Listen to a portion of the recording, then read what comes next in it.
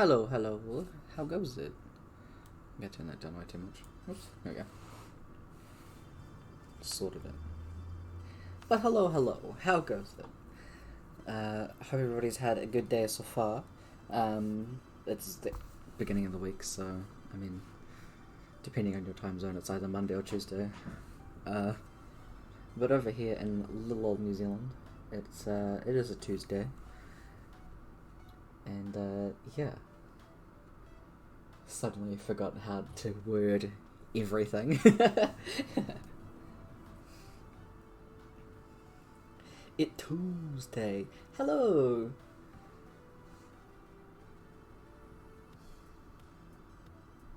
I'm staring at the name, trying to like figure out how to pronounce it. Is it okay to just call you Zoe? Or is it... Or is it actually Zola? Man.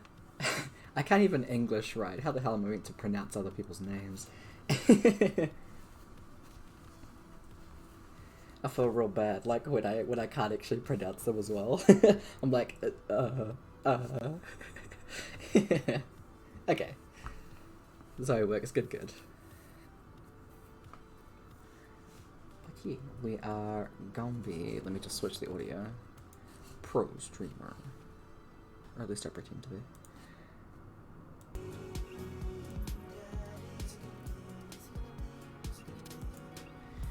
God, I can only ever, like, just hear Danny singing this, and it is really, really funny to me. I'm hoping that audio's okay. Yes, it is time for Dad. So, as a little thing for this, I'm actually just going to quickly lock all of these. Oh, I turned that up way too high. Alright, cool. Let me know if that audio is balanced okay. I'm hoping it's all good. Because I have the audio different in my headset compared to in OBS, which is what I stream through. So, yeah. So, think you could be a little bit louder? Alright. Thank you, Adam. Let's do that. This is gonna be a little bit different because for 69 followers, I thought I have actually wanted to play this game on stream for like a little bit. It was on my like list of games I would like to play myself. But I thought to shake it up a little bit, instead of me, Tyler, playing it, I would have one of my NPCs play it for one of my D&D games. So, the NPC that's going to be taking over is called Raiden. He is I immediately forgot everything about him. He is a lightning genasi barbarian, storm herald. Thank you for the bits. Thank you for cheering. I think it's just cheering. I forget which way around it goes. But thank you anyway. So... he is not in this game that I stream on Sundays. Heads up, D&D's now on Sundays. We switched scheduling again. He is in another game with Serfa and Steak Cheeseburgers, and it is gonna be merging with the other streamed games soon. So, little tiny bit about Raiden. Raiden is, he uses he, him pronouns, and he is pansexual polyamorous. That is completely canon. So, this is gonna be an experience for him, and I plan on playing it up entirely. He is a Adventurers Guild Adventurers Guild member who's like, so he wants to be a hero, he's very much a hard ass, he very much has daddy issues, which is why I'm excited to play this. Because in my world, genasis are quarter gods, so his dad is the demigod of the Wildstorm, which is why he's a lightning genasi. Yeah. I've already had like a little bit of a think about how this may go, but honestly, this is gonna be majority improv. So I will make the character actually look like Raiden, because there is like a little character thing. But yeah.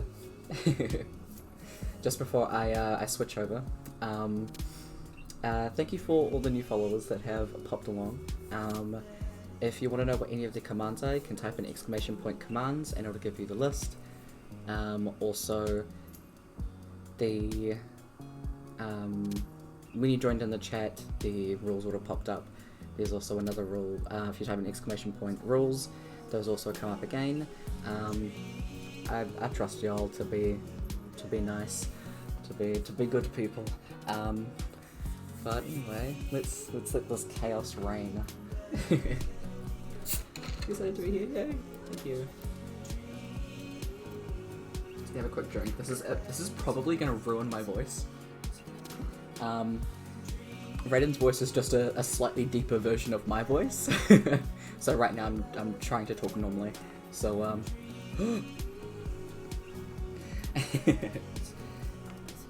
I don't know why I'm like stupidly nervous about this. I don't know why. Anyway. So pretty much what has already been said. Hi, I'm Raiden. I have been told nothing about this game, so let's just fucking go. Oh, I forgot I have to like read things. Ah, shit. Thanks, Serapha. Thanks for like drawing me dead that one time. I appreciate it.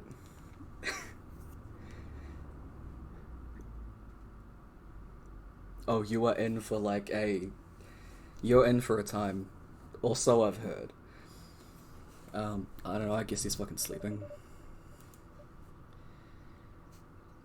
I'm not gonna do Raiden and Raiden's doing a different voice, so it's all gonna be the same. I apparently have a daughter named Amanda. Oh, fuck.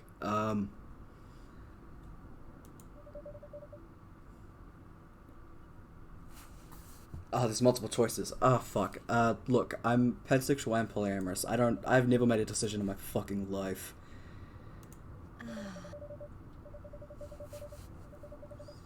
I finally opened my eyes and sit up. I'm lying in the middle of a living room, spooning a moving box. Fucking weird. I yawn and stretch. Okay, well, I've never said that in my life. Good morning. Ugh. Oh, I do get to make myself fun. Real bad dad.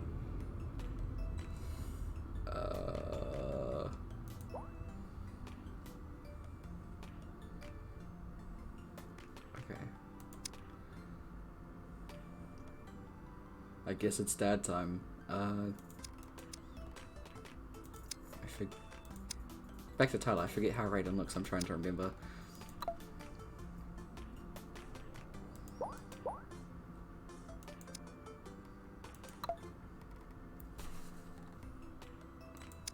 It feels really weird to try and, like, make myself in this. Okay, cool, scroll wheel doesn't work.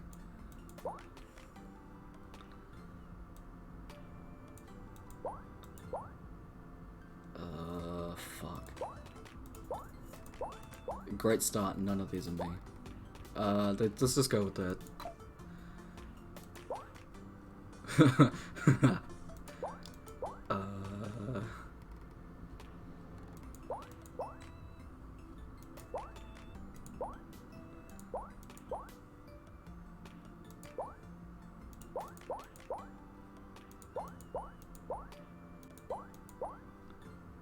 Let's just go with that one.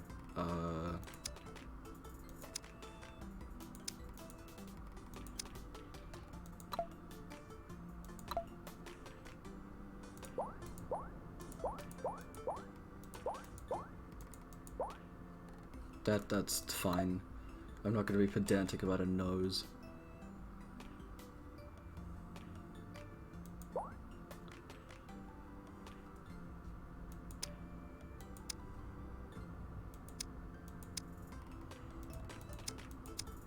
Let's go with that one. Sure. Do you know I like that one?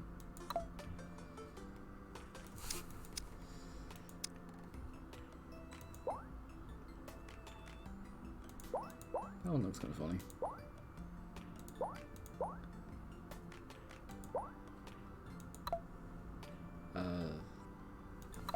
That one's fine. I don't need glasses. I'm not Fergus or Finch.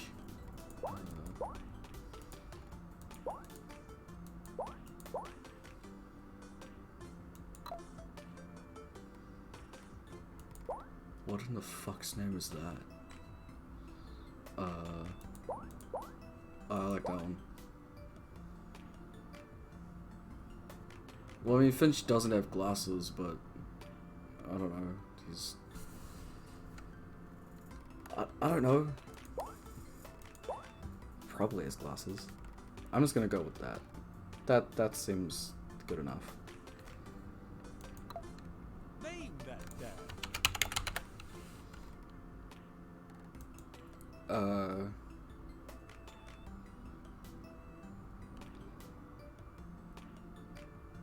I think you've captured your essence well. Eh. Do I have to put in a last name? I don't normally do last names. First name Raiden, last name Raiden. Raiden. I mean... Raiden. Like I said, I don't do last names.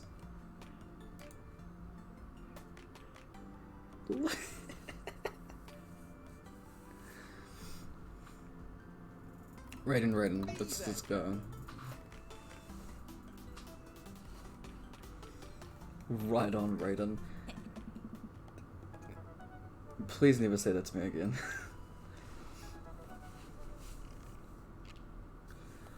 Did you fall asleep packing? I got most of it done, I think. Searching around the room, it looks like I did a pretty good job. Every box is sealed except for one. Wait, straggler. What's in it? Looking into the box, I see a bunch of old photos and little photo albums. Oh, I haven't seen these in years. I pull out one of the dusty albums from the top of the pile and we begin looking through it. It's the coolest baby I've ever seen. Well, I mean, I'd like to think I'd be a pretty decent father. But, I am looking into that. I mean, can I not say both? I'm just gonna say father. The only way your father and I could get you to stop crying was to put the sunglasses on you. But whenever we tried to take them off, you'd start crying again. You spent the first 2 years of your life with sunglasses on. I mean, I feel like that's a good way to raise a kid.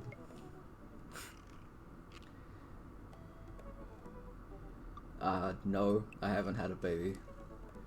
I'm like 24. I don't plan on having one yet.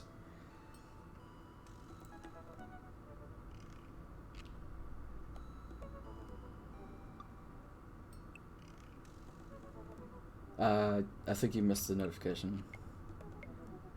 Hey, I will not accept the lies that I've thrown a child. I don't think I have. No, I have not thrown a child. Halloween when you were maybe 4. My god, that dragon costume.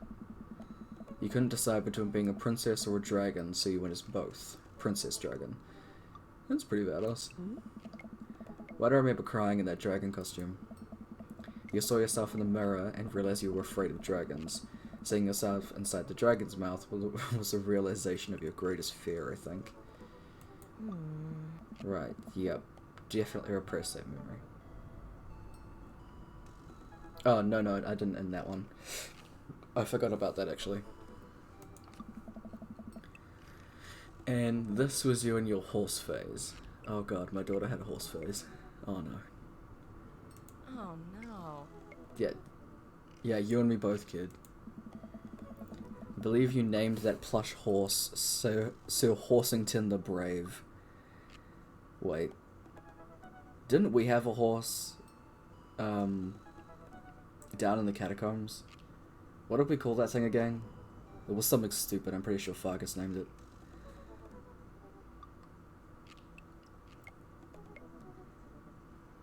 Oh, right, Sir Covington.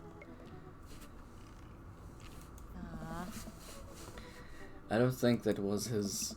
Amanda lunges for the photo and I quickly snatch it away and hold it above her head with my superior dad arms. That's a sentence.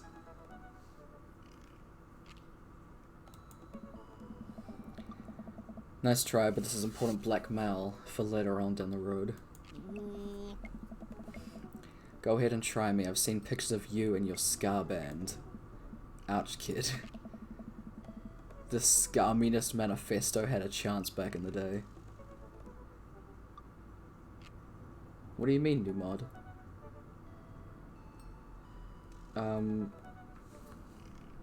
Oh, Calbini is, Callum. It's always been U5. Callum just changed their name in, Twitch. Unless you mean, Sarah Fair and Stack of Cheeseburgers, which they've always been mods.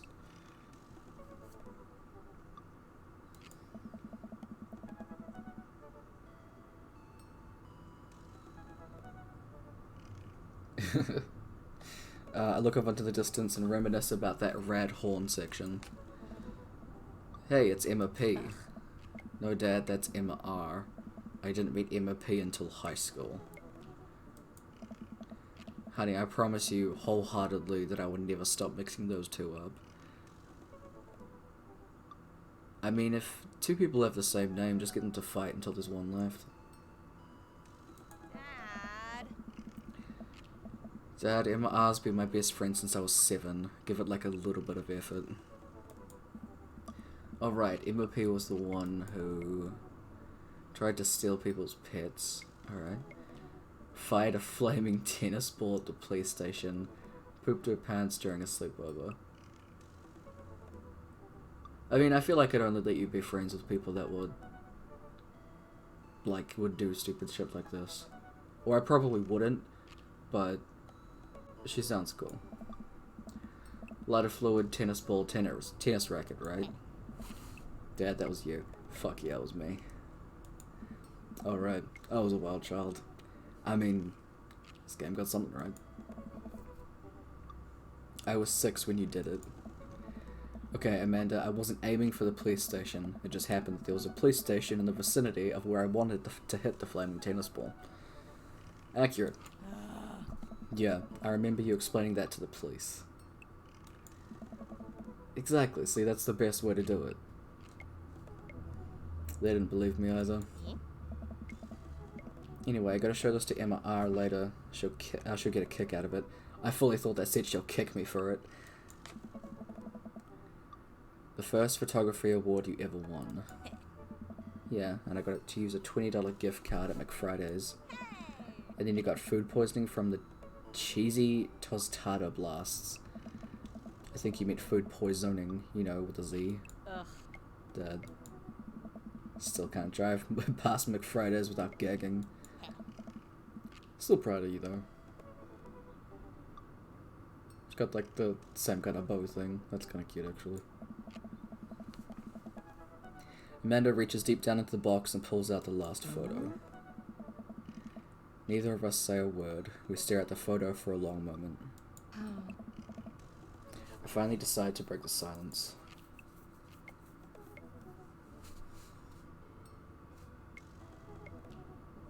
Say that you were born. It's kind of a funny story. We got into a car accident there in the hospital parking lot. It wasn't anything big, just a fender bender. But of course I was freaking out, and the little old lady who crashed into us was freaking out, and I didn't know what to do. But your father, the man, he holds my hand, looks me directly in the eyes, the calmest I've ever seen him, and says, "It's okay. It's all gonna be okay."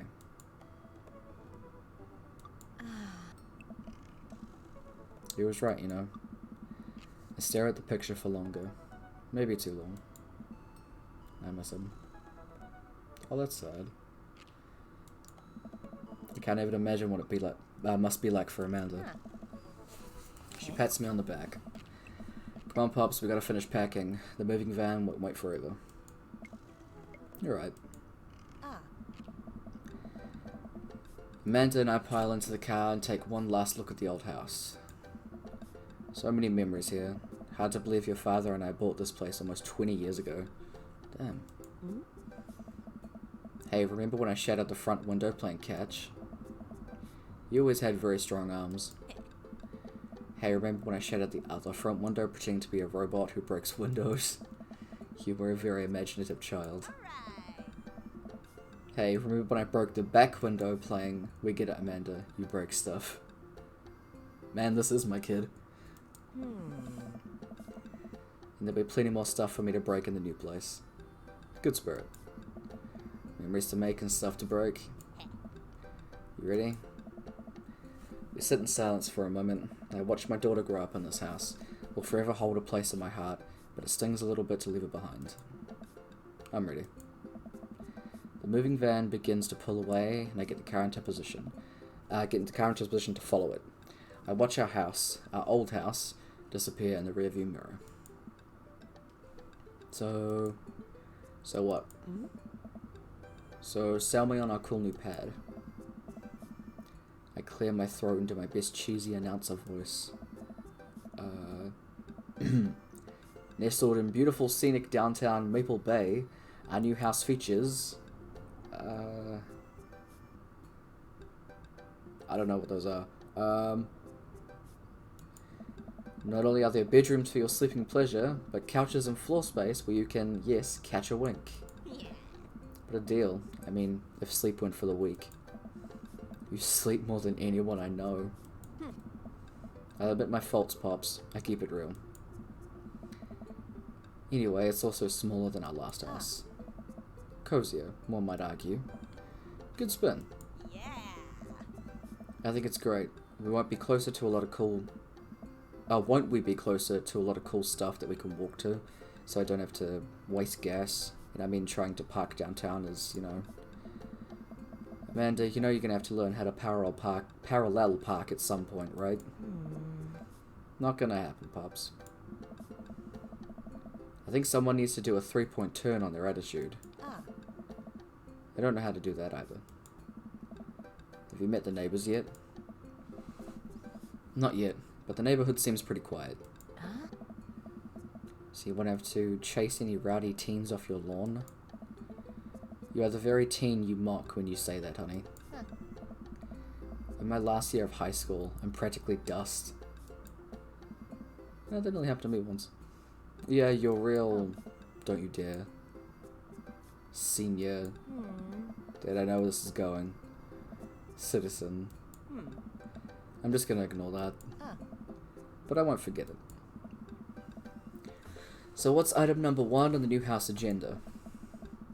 First, we'll need to forge a path through the solid wall of boxes that's blocking the living room. I still have to install the washer and dryer. We need to go grocery shopping. Pops, cool your jets. You have to promise me that we're going to take a break and explore the neighborhood. Okay, you're right. We'll get some work done and then check the area out. We pull up to the new house and step outside. The lawn is freshly mown and the for sale sign is still in the yard. Here. And with a swift kick from Amanda, the for sale sign is no more. Man, this is my kid. Good shit. Nice form, Sweet Pea. I got a problem with authority. Good kid. I am so proud. Man, all that karate chopping tugged me out. I could really go for a sandwich. An ice cream sandwich. Sweetie, it's 10 AM. I need some coffee. I gotta get my hands on a nice cup of the old bean juice or I'm gonna be useless all day. Moving is exhausting. I think we passed a coffee shop on the way here. Maybe we could check that out. Let's do it. The extended cut is the only cut worth watching. Okay. We walk down the street to the Coffee Spoon, a cute little place in the corner. Man, this is in such convenient walking distance from our place. I mean, I guess. What's wrong?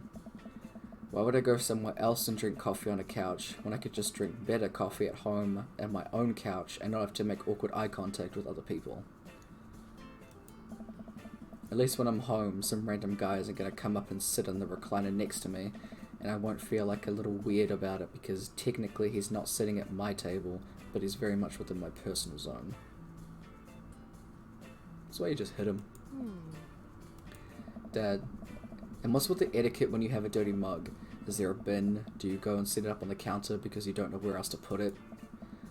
Do you leave it there and feel your face flush hot with shame as you consider the possibility that there is in fact a bin somewhere just out of sight, and now you're that jerk who left their mug? Ugh. Dad, are you just afraid to meet new people? Yes, Amanda. We walk inside. Oh fuck. Right, reading. The inside of the coffee shop is incredibly warm and inviting. Vinyl records line the walls, and patrons line. Sorry, that's really distracting. Records line the walls, and patrons lounge around on the well-worn couches. Some cool tunes spin on a record player, live next to the stage. Welcome to the Coffee Spoon, guys. How's it going? What's with the name? Oh, it's kind of dumb. It gets mentioned in this poem I like, and I thought it was a good idea at the time. And I suppose now it's still a good idea, because it's like, the business is still running. I mean, that's kind of what I thought.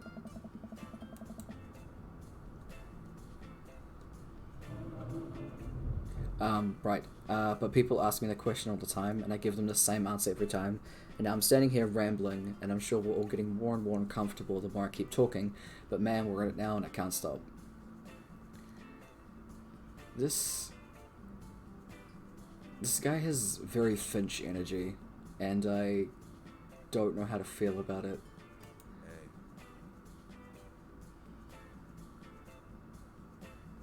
I like his voice though.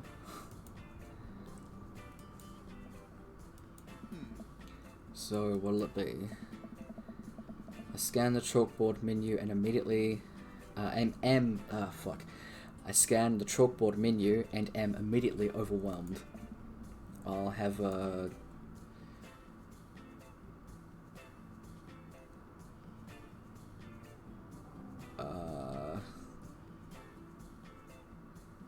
I mean, I don't know what the other stuff is, so black coffee. A classic. Why were their hearts coming out of them? Did I do right? I don't get it. Oh, it's a pun. Godspeed You. Black Emperor is a really amazing and influential progressive rock band known for their sweeping soundscapes, and I'm doing the thing again. But coming right up. And for you, I'll have a macchiato de Marco, please. Coming right up. Do you want that in small, medium, or biggie smalls? Medium. Wait, is Biggie Smalls big or small? Yeah, that's a good point. I should change that, shouldn't I? Matt sends to making our drinks, and Amanda and I take a seat on one of the couches. What's his deal? Let the man make his puns. They're cooler bands than you listen to anyway. Hey. Hey. Scar was cool once. Couch is actually pretty comfy. Maybe not comfier than our couch, but it's alright. Good lumbar support. You sink right into it. Okay, it's comfier than our couch. Amanda nudges me. This place is right next to our house, and that guy seems not only cool, but also just as uncomfortable talking to other people as you are. You should totally become friends with him. I don't know. Come on, what do we say about meeting new people? I can't meet new people if I'm always inside, and also don't go outside and don't talk to people. See, we're making progress. Look, there's only so much I can do with, like, my only slightly average charisma. Matt sets our drinks down at a table, and I immediately burn the roof of my mouth. Good one. Hi, we're new in the neighborhood. I'm Amanda, and this is my dad, Raiden. Oh, right on. Pleased to meet you both. You ought to come by while my daughter's hanging around the shop. You two might get along. Yeah, I'm sure we'll maybe come in from time to time. Amanda kicks my leg from under the table. I'm sure we'll be in here a lot. Yeah, sounds great. You know what? Let me get your guys' opinion on something. Matt goes to the back and comes out with a fresh plate of something that smells amazing. Oh.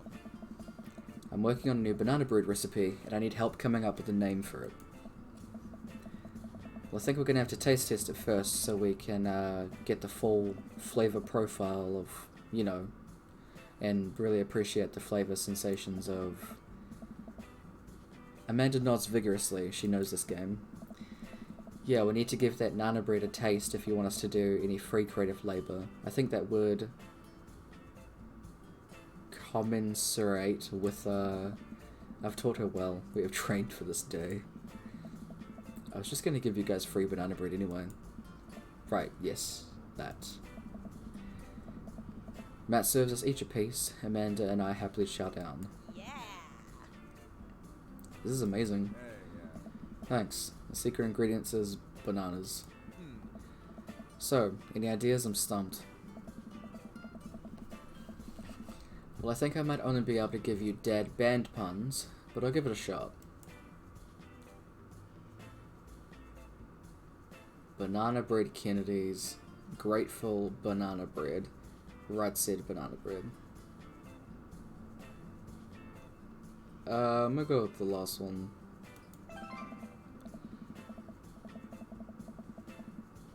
Like right said Fred, but now it's about banana bread. I think the youngsters would like it despite not getting it. What? That actually has a nice ring to it. Really? Hey. Yeah, right said banana bread. Strong decisions. Strong decisions. That's art, baby. Hey. I wanted to say baby because I thought it sounded cool, but once I said it I realized it just doesn't sound good coming out of my mouth. Maybe I should have just leave saying baby to the professionals. Hey. Hey. Enjoy your coffee. Thanks, baby. Hey. See, it sounds good when you say it. You can't, Alright. Across the way, a man catches my eyes. He sits by himself, brooding over a cup of coffee. Our eyes meet for just a moment.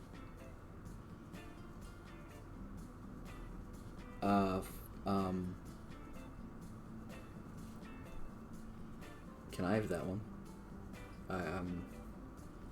Anyway. I hastily look away, hoping he didn't catch me staring. Who was that?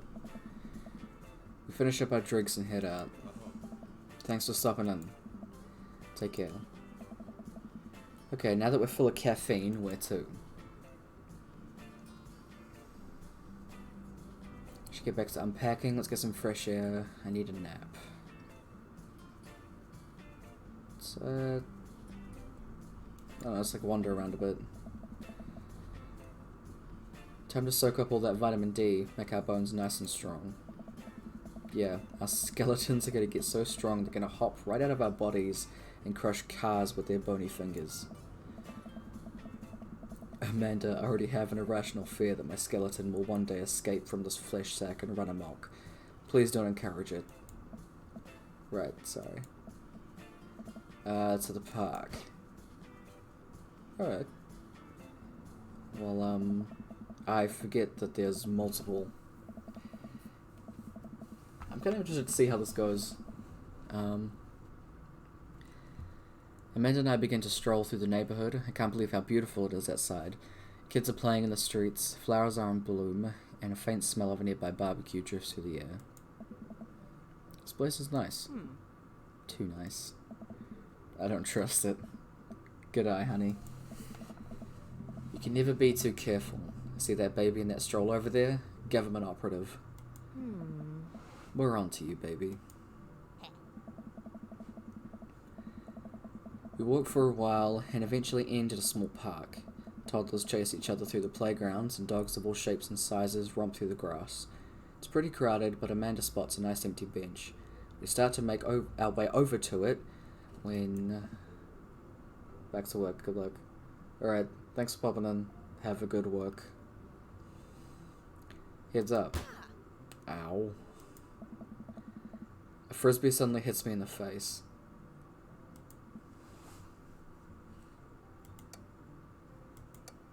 It's just so good. A corgi with a neat plaid handkerchief tied around its neck bounds up to me, wagging its tail.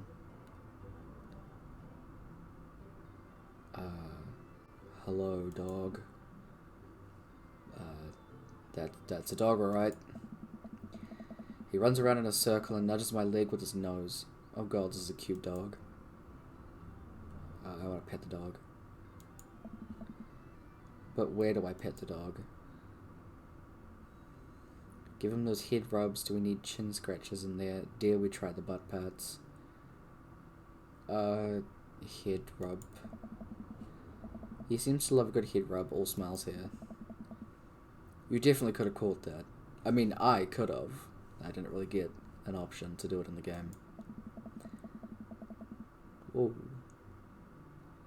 A guy in a Hawaiian shirt jogs over to us and takes the frisbee from me. See, you've got the right idea. Save the butt pats for Matt. You know, frisbees are traditionally caught with your hands, not your face. I'll catch you with my teeth next time. Fuck yeah. You caught me off guard this round. Not again. Not ever again. What? I'm just messing with you. I'm Brian, by the way. I'm Raiden, and this is my daughter, Raiden. I mean, wait, sorry, Amanda. Sorry, I was just thinking of something. If my name's Raiden, my daughter's name is Amanda Raiden. I don't know how to feel about that. Why have I done this? Yeah, that's my daughter, Amanda. I look over to Amanda only to find her sitting on the ground, rubbing the dog's tummy. Hi. Your dog's cool. Old Maxwell still loves the attention. It's great to see another father-daughter out here on such a sunny day. And when you end your stream, you'll be Raiden. Oh, fuck. Brian gestures over to the grassy knoll where a young girl sits on a checkered blanket. She's reading a book bigger than her head. She puts it down and heads over to us. This is Daisy. She's reading the Brothers Karamazov. Yep. Her teacher tells me that she has a reading comprehension skill. She has the reading... Fuck. Let me try it again. Her teacher tells me that she has the reading comprehension skills of a high schooler. Reading's difficult. I don't have the reading comprehension of a high schooler. How old is she? That kid ain't 10. She's a precocious little youngster. Whoa. My natural dad instincts kick in. I must brag about my child's accomplishments. Oh no, it's happening. What? What's happening? Go on, Daisy, tell them about yourself. That's my girl. Amanda, get in there. Okay. Raiden's HP 80, Brian's HP 80. Daughter, flee, brag item. Amanda here just recently won a local photography award. Oh, congratulations. Brian loses 10 HP. Daisy actually just won a statewide poetry contest. You lose 15 HP.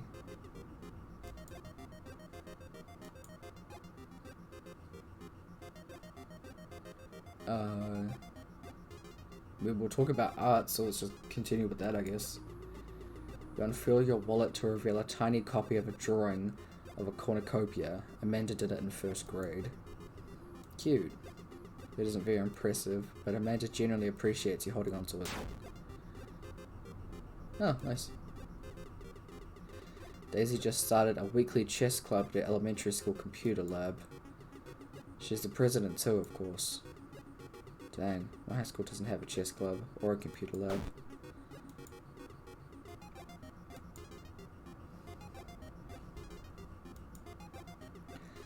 Last week, unprompted, Amanda helped an old woman with her grocery bags. It's extra powerful. Brian loses 20 HP. Daisy sold enough candy bars this year to get the top prize, a canoe. We're taking it out next weekend. How's it even possible? Amanda could barely get one of those sticky hand things. It's extra powerful, you lose 20 HP. What does this mean? Like, what does that do? You can't switch daughters, Amanda's your only daughter. I don't want to swap my daughter with this one. My daughter kicks signs. This one reads books.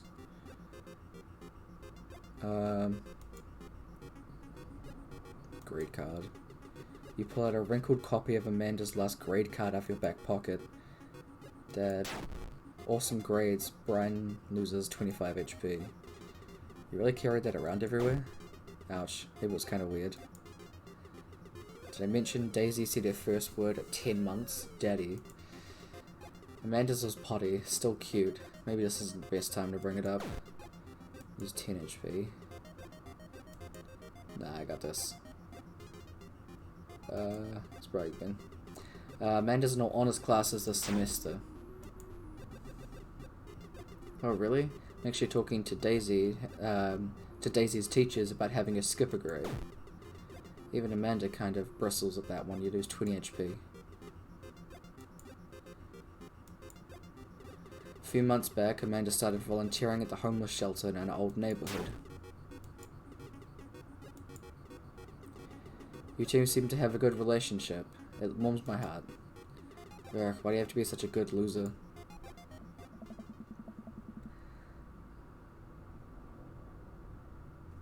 So I take it you guys are new to the neighborhood. We just moved in. Do you live around here? Oh. Yeah, we live on the cul-de-sac down next to the coffee shop. What a coincidence, that's where we live too. Small world, yeah. Daisy and I in that little ranch-style house on the corner. I know that house is just like ours. Slightly bigger and better landscape. Does this guy have to outdo me in everything? What a lovely place.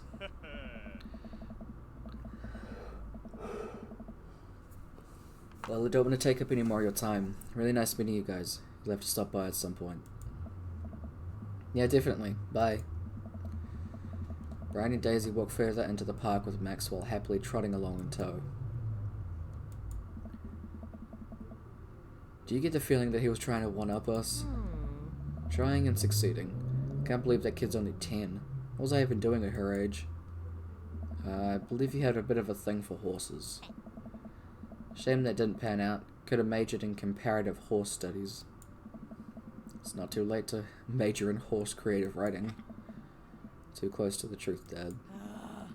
Let us never again speak of the fantastic adventures of Sir Horsington the Brave, an epic 7-part story by Amanda Raiden. See, that's what I meant. I've done this to my daughter. We laugh off the horse epic and walk around the park a bit more during the day. Let's go and unpack, I guess. We should head home. It's alright. I'm gonna need 4 hours minimum to figure out how to build my new bed. I'd like to not have to sleep on the floor tonight. Smile as often as you can. It will make others around you feel more comfortable. Okay. I get to work unpacking the various boxes around the living room. A couple of hours pass, I get some good work done. The washer dryer unit is both washing and drying. We can actually walk through the living room without walking over boxes. Tripping over, sorry. First visitors already. I walk over to the door and open it. Hello. Handsome's the word, yeah. Handsome, clean-cut man stands by my door, brandishing a plate of cookies. Hello. Hey. Oh, where are my manners? My name is Joseph. I'm your next-door neighbor. Oh yeah, hi. I'm Raiden. That's what my name is. I saw the moving van and thought I'd bring over some cookies. My daughter Christy wanted me to let you know she baked them herself. Oh, hell indeed. Joseph leans in and whispers, Just between you and me, she just sprinkled in the chocolate chips. We both share a laugh. Kids, right? Whoa, cookies, huh? Nice to meet you. Joseph hands you the plate of cookies with a smile.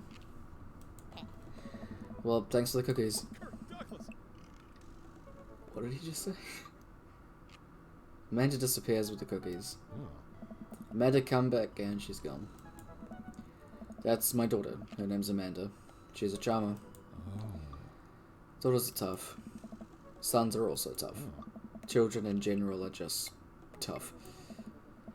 I hear that. I mean, there'd have to be something wrong with you to try and raise more than 2. I have 4 kids.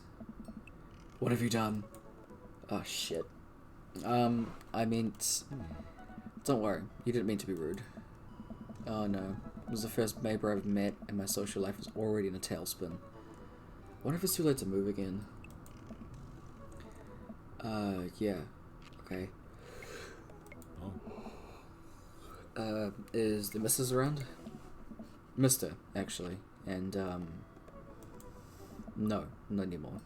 He died. Oh. I'm sorry for your loss. Oh, no, it's alright. Wow, this is uncomfortable. We stand there quietly for a moment, acutely aware of how awkward we both made things. I'm sorry, can you close the door real quick? I look at Joseph quizzically, but comply. After a second, I hear a knock on the door. Opening it, I see Joseph standing there with a huge smile. Hi, I'm your new neighbor Joseph. I promise to not talk about your dead spouse this time. I'm throwing a barbecue for the cul-de-sac. I'd love for you to come by and meet the rest of the neighbors in our community. What'd you say, pal? That sounds great. My daughter Amanda and I would love to stop by. Also, 4 kids is a perfectly normal amount of children to have. We shake hands to seal the deal. Well, neighbor, I'll see you at 3 PM sharp on Saturday. Sure thing, neighbor. Joseph starts walking away, but stops to think for a second and turns around. Hey, in all seriousness, raising a kid on your own can't be easy. If you ever need to talk about stuff, I'm the youth minister at the church down the street. I don't know, I wouldn't really consider myself a youth. Nice. You look pretty young to me, but suit yourself. And with that, Joseph's gone. He seemed nice.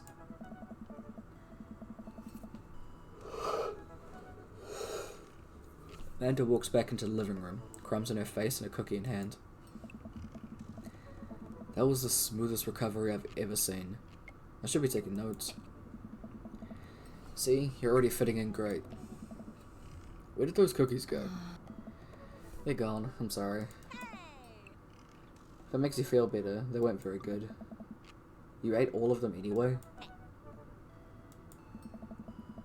I guess that makes it break time. Any ideas? I guess I'm going with this one. I think we get a ton of good neighbor points if we bring this back. We're gonna be the best neighbors in this whole cul-de-sac. We're gonna kick all the other neighbors' butts. With kindness. Amanda and I step outside. Shoot, I'm actually not sure what house this is. I'd hazard a guess to the big one with all the well-groomed blonde children sitting in the yard.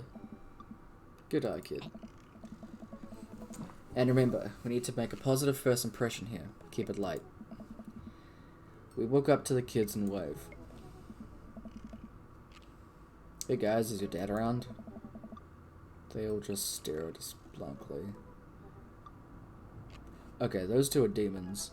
Like... Remember when I said that I hadn't thrown a child?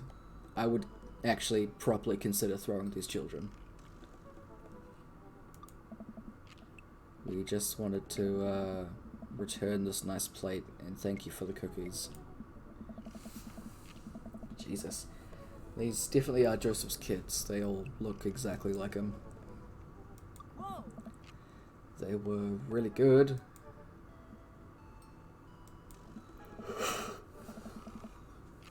I mean, I heard they were good. I didn't get to eat any. I don't like that they just kind of bob in place. It's very unsettling. I chuckle nervously. Well, okay, we're just gonna set this plate down on the ground and set this plate down on the ground real gentle and then back away slowly. Right, Dad? Yeah, that's what we're gonna do. The kids' eyes bore into us as we scurry away. I can feel their gaze on my back even as we approach our house. Eh? I need something to get my mind off those carbon copy kids. Do that one. You've been awake for what, 3 hours? And that's 3 hours too many.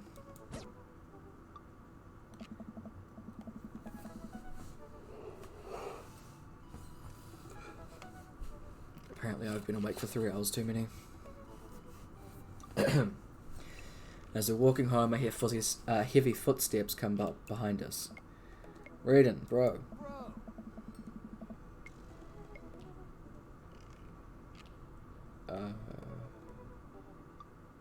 Bro, okay. I turn around and I'm greeted by a familiar face jogging up to us. Craig? Bro. Holy... Whoa. Oh my god. I mean, you say that, but I kind of think you're right. I haven't seen Craig in forever. It's been too long, dude. Yeah, wow, you look seriously great. Thanks, I cleaned up my act. Cleaned up his act? Are you kidding me? He's ripped. Man, this is my friend Craig. We went to college together. We were roommates for a while too.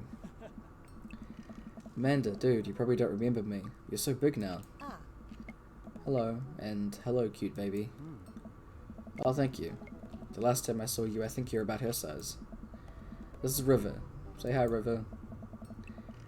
He picks up her tiny wrist and waves it around. River gurgles happily. Oh, a little smile.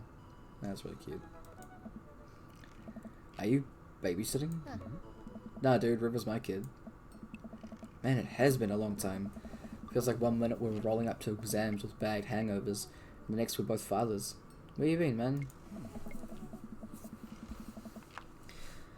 I was working out in California and just relocated the business back to Maple Bay. No kidding. Amanda and I just moved this side of town. How's Smashley doing? Oh, man. I mean, Ashley. Ashley is her name. Oh. She actually still goes by Smashley, and we got a divorce last year. Oh, dude, I'm so sorry. It's old news. We take turns taking care of River and the twins. It's copacetic. Twins? You have 3 kids? Oh. Ain't left something, bro, right? Kickstand Craig is a father of 3. Kickstand Craig? Oh, yeah, it was my college nickname. He got it because he did a lot of kickstands. It's that thing where you do a handstand on a keg and then drink from the Craig. From the Craig. Drink from that Craig. Right. He was very good at it. Bro, I hate to be that guy, but I'm in the middle of my daily jog. I really gotta keep up my heart rate. Bought River along for, resistance training. You jog daily? I jog yearly. On January 1st, when I promised myself I'm gonna jog daily for the rest of the year, but give up after 30 minutes and just walk home. Oh. It's never too late to get back into it, dude. You should join me sometime. I don't know. Come on, it'd be fun. We could grab breakfast afterwards. Catch up. We could do a bro brunch like the good old days. Alright, sure. Sounds great. Great. Let's get that going soon. I better get moving. Good to see you guys. Craig gives a little wave and puts his earbuds back in and jogs off. Can't believe Craig is ripped, hot, and has kids. I'm reeling. What's that? The Craig I knew was not fit to be responsible for any living thing, including and especially himself. One time I watched him drink an entire jar of marinara sauce for dinner. Amanda, he opened up a new jar of marinara sauce and then he drank it, like that was a thing that normal people do. It was unholy. And then I asked him what the hell he was doing. He said, and I quote, "It's basically a smoothie, bro." Okay, that's really cursed. I mean, technically he's not wrong. He jogs. He was jogging. I mean, even if he wasn't wrong, it's still not right. He's like a totally different person. Anyway, we better get home. I have plenty of time. I'll have plenty of time to reflect on how old I feel later. That car go past. 1 second, I need a drink.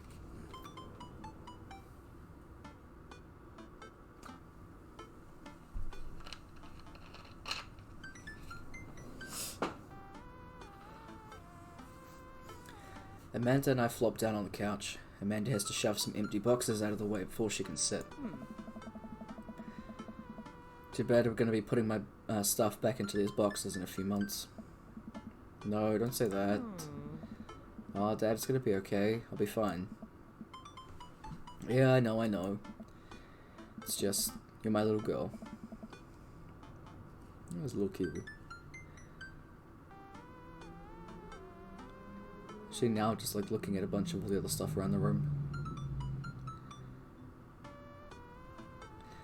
It's just you're my little girl. It's gonna be weird not having you around.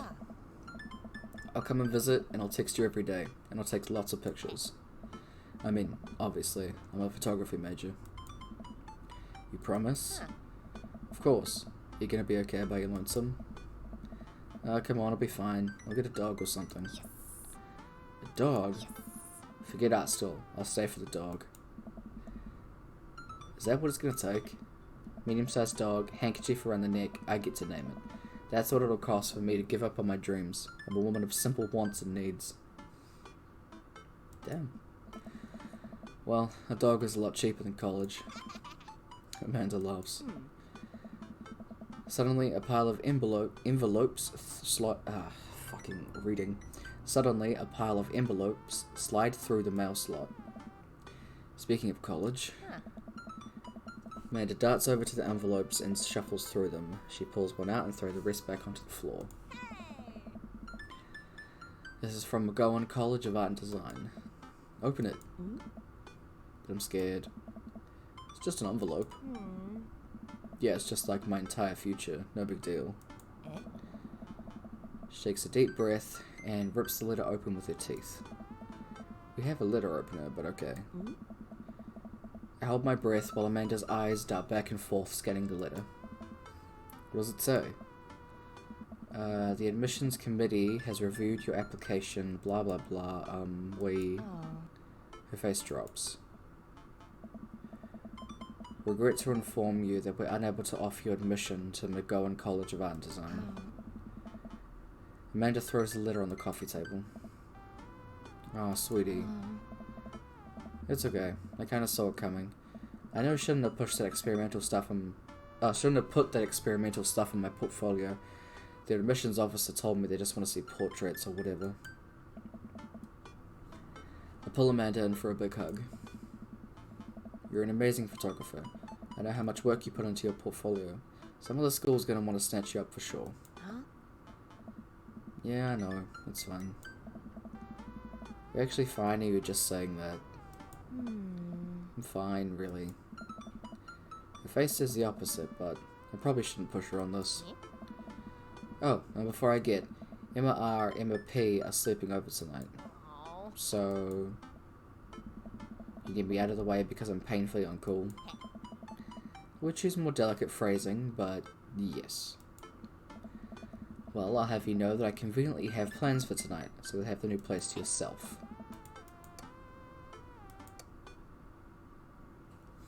Yeah, what are your plans? Quick think of plans. I'm secretly the mayor of this town. Manager of the town needs me. I need to perform my mayoral duties.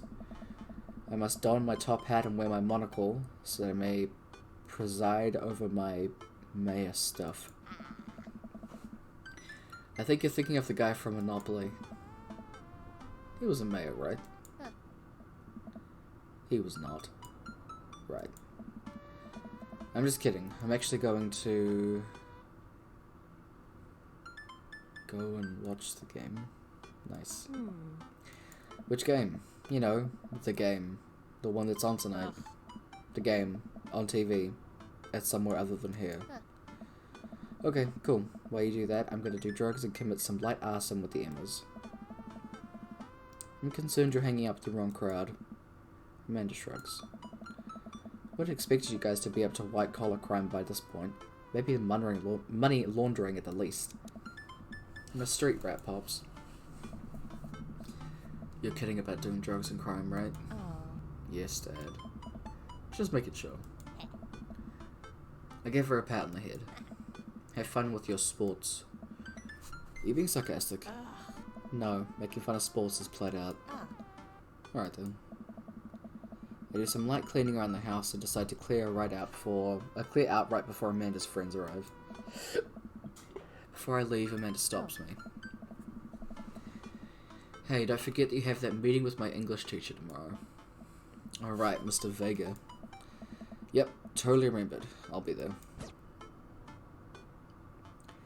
When changing a tire, make sure to tighten the bolts and something about a starfish. Well, I guess I didn't really think this plan through. I'm not entirely sure where the closest bar is, and Amanda still hasn't shown me how to use the GPS on my phone. So I'm just going to pick a direction and walk in it. Let's go this way. Cool. Alright, we're marching.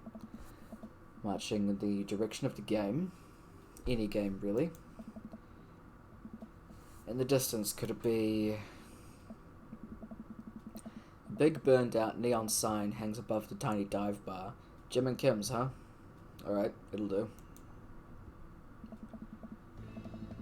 The bar is small and dimly lit. The crack of pool balls sounds in the back as patrons laugh and joke. A string of multicolored Christmas lights hover above the bartender. I can't tell if he's Jim or Kim. I pull up a seat at the bar. Finally, a fucking place where I feel mostly at home. What'll it be? A beer.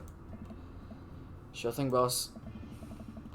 Bartender slides me a nice cold beer. I take a sip and enjoy the refreshing taste. Say, are you Jim or Kim? Neil. I awkwardly turn my attention to the game, which is playing on one of the TVs on the wall.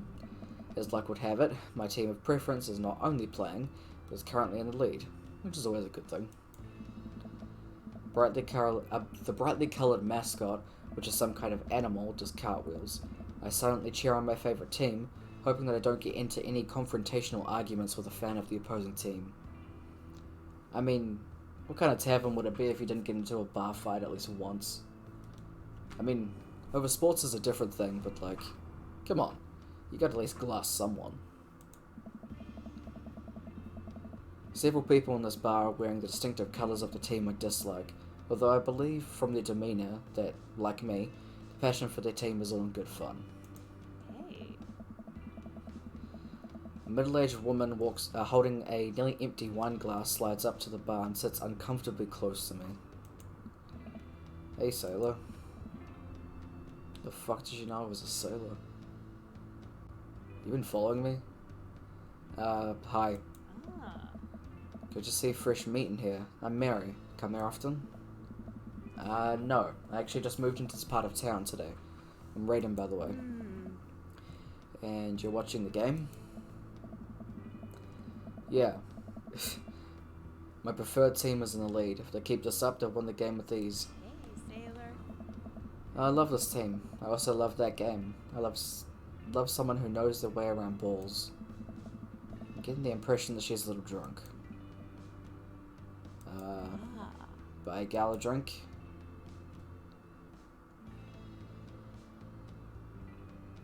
Not really my type. More into blondes, I guess. Maybe some other time. Suit yourself, sailor. Mary saunters off, settling her sights on the newest bar patron to enter. I happily watch the game over another beer. The game has gotten close in terms of points, a little too close than what I'm comfortable with. After a particularly skilled player scores a number of points for the other team, putting them in the lead, I hear an affirmative grunt from the other man from another man at the bar. Go team. It's a brooding man from a coffee spoon. He sits alone sipping whiskey and watching the game as well. Fucking finally, my type of man. Enjoying the game? I am now that we're winning. We must be rooting for different teams. In my opinion, my team is far superior. I have to just agree with that. Based on our win-loss record, I'd say my team's superior. That's where you're wrong, since as it stands right now, my team's beating yours. I mean, I don't think it's the teams we're going to be talking about soon. Anyway, the conversation ends and we both go back to silently rooting for our respective teams. The game is close, with both sides playing their hardest to win. But in the end, my team prevails. Quiet cheers ripple through the bar.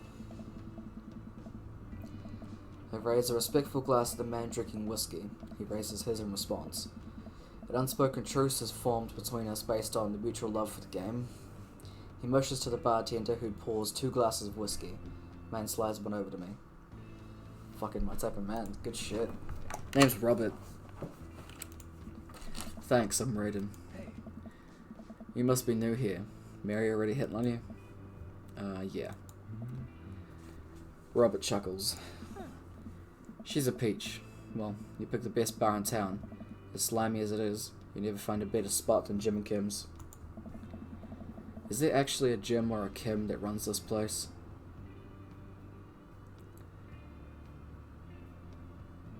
I mean, that is exactly what I'm thinking. Oh. Nah, that'd be Neil. Neil waves from across the bar. Good guy, Neil. Not enough Neils in this world. Okay. You a whiskey fella or a beer fella? Beer, but I'll drink most things. You like shots? Shots, fucking love shots. Thank God. Robert nods to Neil, who serves up 2 shots of whiskey, hands one to me. Here's to your health. We take the shots. The whiskey burns going down, but I might try my hardest to look tough. Wait, I think this is what making friends is. Okay, Raiden, this guy's out of my friend league. But I think if I play my cards right, we'll be pals in no time. His leather jacket, his rugged good looks, his hand tattoo. Look at that. Your face is good. Thanks. Wait, I think this is what flirting is. Yeah, that was kind of the point. I was definitely trying to flirt with this guy.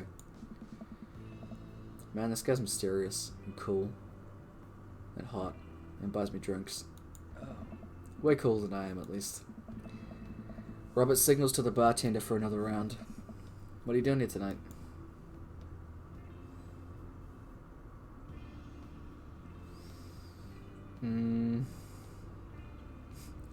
Isn't it one more? Is it a bar? Either one.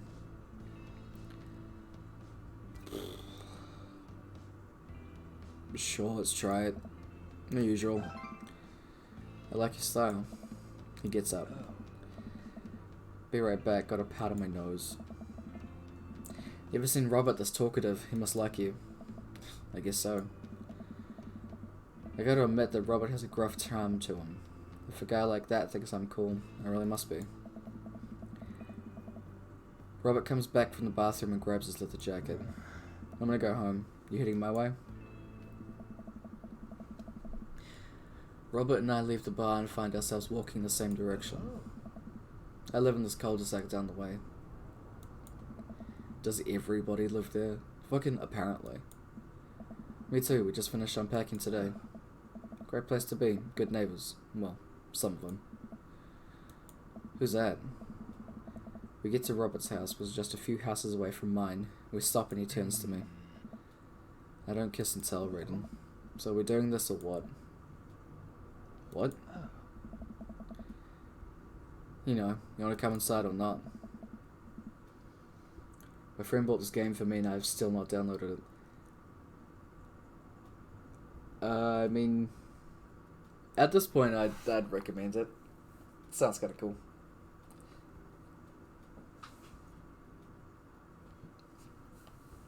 As Tyler, I actually really like this game. This game's fun.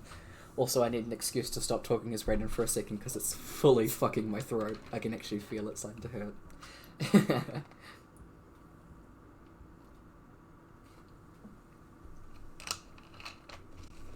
But also, hi Crafty, how's it going? Sorry, I've broken the immersion. One sec. A wave of realization rushes over me. I blush. Oh, fuck. Wait, does this mean I'm actually gonna fuck him?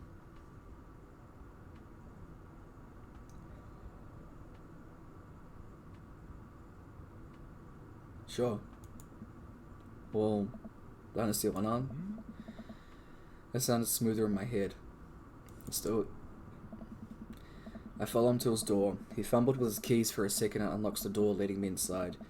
The moment the door closes behind us, he pushes me up against the wall and kisses me, grabbing my hips. Come on. Robert takes my hand and leads me up the stairs into what I assume is his bedroom, but it's so dark that I can't see anything but Robert's intense expression. He kisses me again and I hear him shucking off his jacket. I clumsily take off mine too. His hands roam down my chest and suddenly he's tugging at my belt. I don't normally do this. Do you want me to stop? No. Good. Robert continued to buckle my belt and guides me to the bed. Let's have some fun. Alright.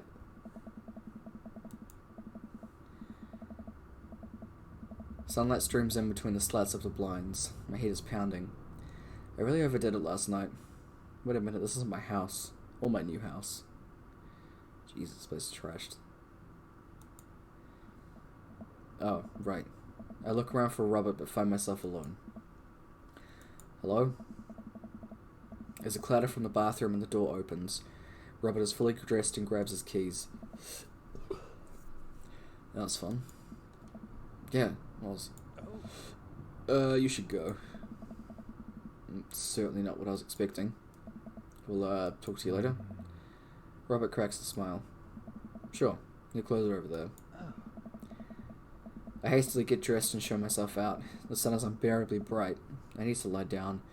Start to make my way back home when suddenly I remember... Amanda. Oof. I rush back home and throw the door open. Something smells delicious. Amanda? Amanda runs out of the kitchen looking slightly disappointed. Oh man, I was kind of hoping you got kidnapped and I was going to have to come rescue you. No, I made a friend at the bar last night and ended up sleeping over at his place. Where are the Emmas? They left a little while ago. Oh, you guys have fun? Yeah, watched some movies, ate snacks, stole a car, you know, usual sleepover stuff. You teens and your larceny. So, this breakfast that's cooking, what's that all about? It definitely is daddy dating time. I mean, I've already got one mark down.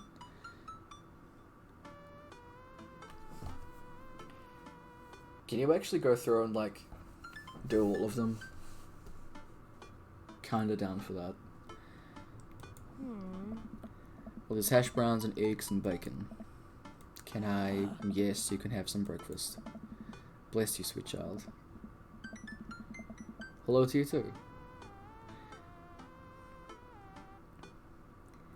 My head throbs. I gotta do something about this hangover. Amanda, your loving father might have overdone it last night. Oh, somebody's hungover. Father of the year. Voice is sounding extra deep today. So I'm playing as doing this game as one of my NPCs named Raiden, and that's how he talks. So I'm doing it intentionally. It's also fucking with my voice. But thank you.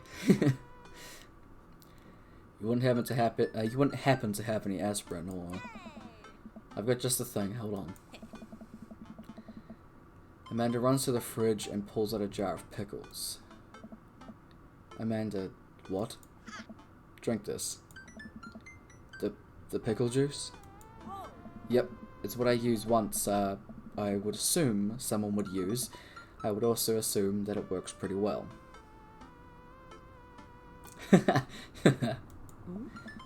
Although I've never tried it before, and won't try it, obviously. I'm sure there's plenty of water around here. Can get you one myself if you like.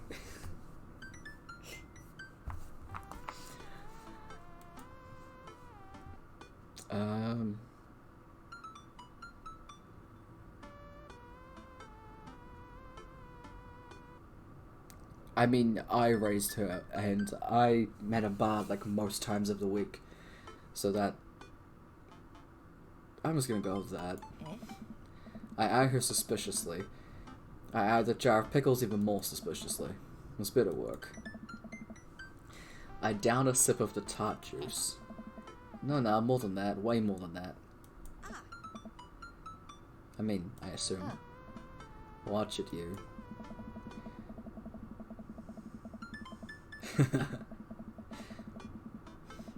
I drink more pickle juice and help myself to the delicious breakfast that Amanda has graciously allowed me to partake in. After inhaling some of the hash browns and dunking several pieces of bacon into runny egg yolk, I'm starting to feel a bit better. I mean, like I said, as someone who spends most of their time in a tavern, greasy breakfasts work. I'm gonna have to try this pickle juice shit. Amanda grabs her backpack and keys. Well, I gotta get to class. Don't forget the meeting with Mr. Vega, okay? You said it was important. Love you. I'll be there. Knock 'em dead, kiddo. Always do.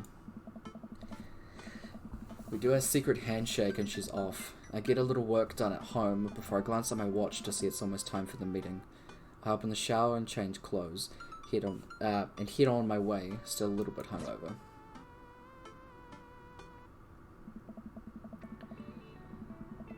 I arrive at Amanda's school and check in at the front desk. They give me a bright orange visitor sticker and send me on my way. I'm barely awake and feeling pretty haggard, but hopefully nobody will notice. I check my watch and I'm relieved to see that I'm only 2 minutes late. Wait, was it room 103 or 108? I spot a youth.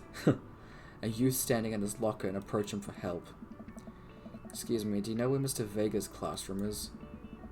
Oh my god. The youth turns around and looks me up and down with heavy-lined eyes. Come on, kid, I'm late for a meeting. Mr. Who? Mr. Vega. I don't know, have you tried the exit? Okay, wise guy, you gonna help me or not? Fine. Up the stairs and to the left, can't miss him. I head up the stairs and walk around, unable to find Mr. Vega's class anyway. After a couple of minutes of searching, I head back downstairs. That punk youth sent me on a wild goose chase. I get back to where that low-rent Jared Way is standing, fully ready to give him a piece of my mind, when suddenly a head pops out of the classroom next to his locker. Lucien, don't you have third period to go to? Fine, Mr. Vega. Wow. Now I'm officially 10 minutes late. I glare at him as he walks away. We're not cool. You must be Raiden. This period's almost over. Would you mind waiting in the back? Oh. Hold on, I think I have to sneeze. But now that I've acknowledged it, it'll go away. Oh fuck, there's a rainbow outside. Okay, it's canon that I vanished, you know? Mr. Vega leads me in, and I take a seat at one of the comically small student desks at the back. I might get stuck in this. Oh. Alright, where were we? Now, who can tell me about the unreliability of the narrator in J.D. Salinger's Catcher in the Rye? Yes, Colin. Colin stands up and does that thing where he blows into the crook of his elbow to make a fart noise. The whole class erupts in laughter. Alright, everybody. Very funny, Colin. Please sit down. Fucking wise guy, Colin. Now, Holden Caulfield is an unreliable narrator in the sense that the bell for the end of the period rings. All of the students immediately get up and make a break for the door. Remember to do the reading and answer the response questions on page 194 of your textbook. Nobody's listening. Oh. Or not, I guess. Coffee Daddy is one of your favorites. Yeah, I met him first and I immediately forgot how to read.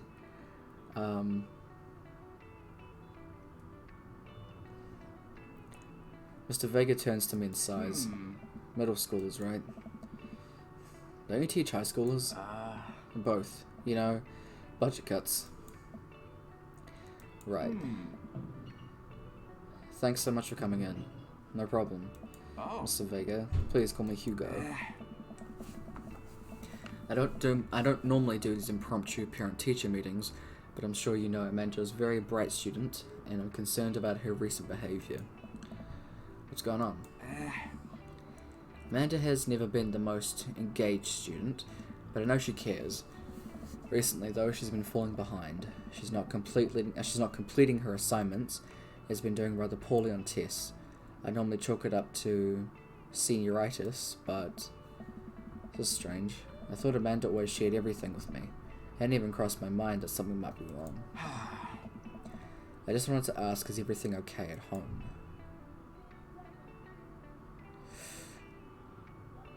I mean, moving for kids is, like, probably a lot as well.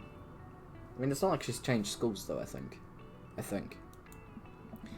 Well, we just moved recently, but it was only to the other side of town. Amanda was more excited about it than I was. See if you can talk to her about it. I know she values you a great deal and would appreciate your guidance. If she keeps heading down this road, I know how important art school is to her. I'd hate to see her miss out on a scholarship, money that she clearly deserves. I'll make sure to talk to Amanda. Thanks for letting me know, Hugo. Anytime. On my way out, I stop, thinking for a moment. I turn to Hugo. Hey, Hugo? Yes. They ever catch that rye? Yes. Jesus. I mean, that's kind of one of the better parts that I didn't have to deal with. You have to deal with that fucking dad joke shit. I leave the classroom and make my way out of school. I'm still in a little bit of shock that Amanda was able to hide this so well from me. She's always been such a force of positivity in my life, especially after we lost her father. Amanda must be done with classes for the day by now. I'm sure she'd appreciate a ride home. Maybe I can talk to her about what's going on. I pull up to the carpool and Amanda hops in the passenger seat. Fucking reading, Jesus. Did you have fun gossiping about me? Mr. Vega and I actually gossiped about our celebrity crushes. So you talked about Mario Batali the whole time? It was a very productive meeting. I'm pretty hungry. Can we grab some dinner? Pizza for dinner? Lucky. I actually have no idea what I'm having. I probably need to get something out later, but I'll do it after stream.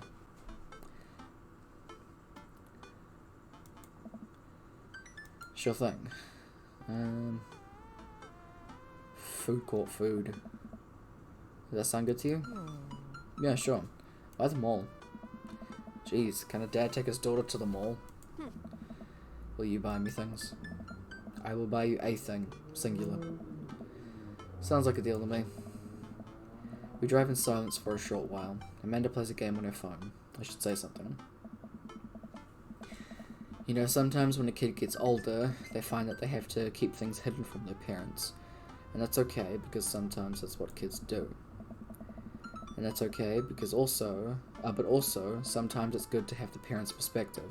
Because, you know, maybe the parents have also dealt with similar situations. Maybe they're a little bit cooler than you give them credit for. Anyway, that's what I'm trying to say is that it's good to share. Love you. Have you been reading my tweets? You have a Twitter? What? Never mind. Look, sweetie, Mr. Vegas said that you haven't been participating in class, and you're not turning things in. Oh, I'm fine, Pops. Senioritis and all that. I thought you liked Mr. Vegas' class. That's fine. He's fine. We pull up to a stoplight and I eye Amanda. She's still texting. Jess, I want you to know that you can talk to me about anything. Ugh. Uh-huh. I can tell that whatever this is, she doesn't want me knowing about it. It's frustrating. I heard Emma R's going to that fancy art school in California. That's exciting. Yep. Are you bummed that you guys aren't going to the same school? Yep. Amanda keeps texting. She stifles a laugh. What's so funny? I don't think you get it. Okay. Who you texting? Noah. Who's Noah? My friend. Does he go to your school? Yeah. Do you like Noah? What? No. Dad. Ugh. Can't believe you would. Dad. I mean, jeez. Why would you... Ugh. Gross. Sorry, just asking. Daddy's just my friend. Guys and girls can be friends, he's my friend. Yeah, okay, fine, Jesus.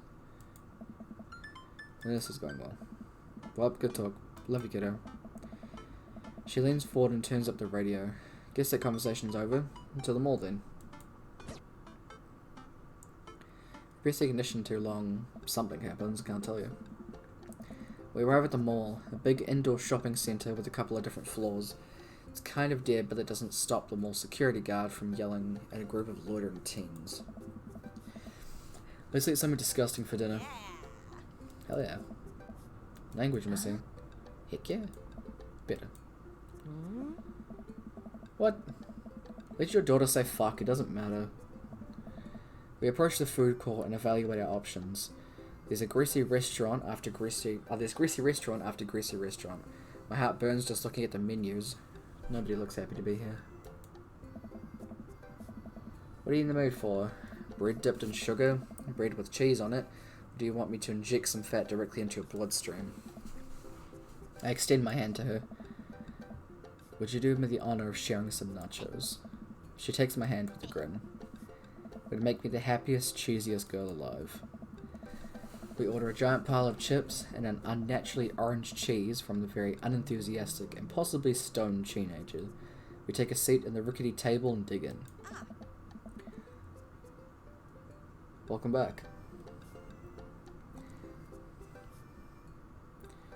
Missed like an hour. That's alright. I think you missed me fucking a guy from a bar. That's about it. Also, apparently, I scolded my daughter for saying hell. I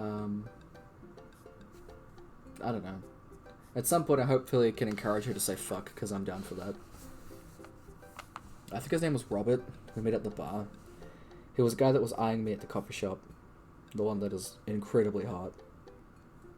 But also, the coffee guy's hot as well.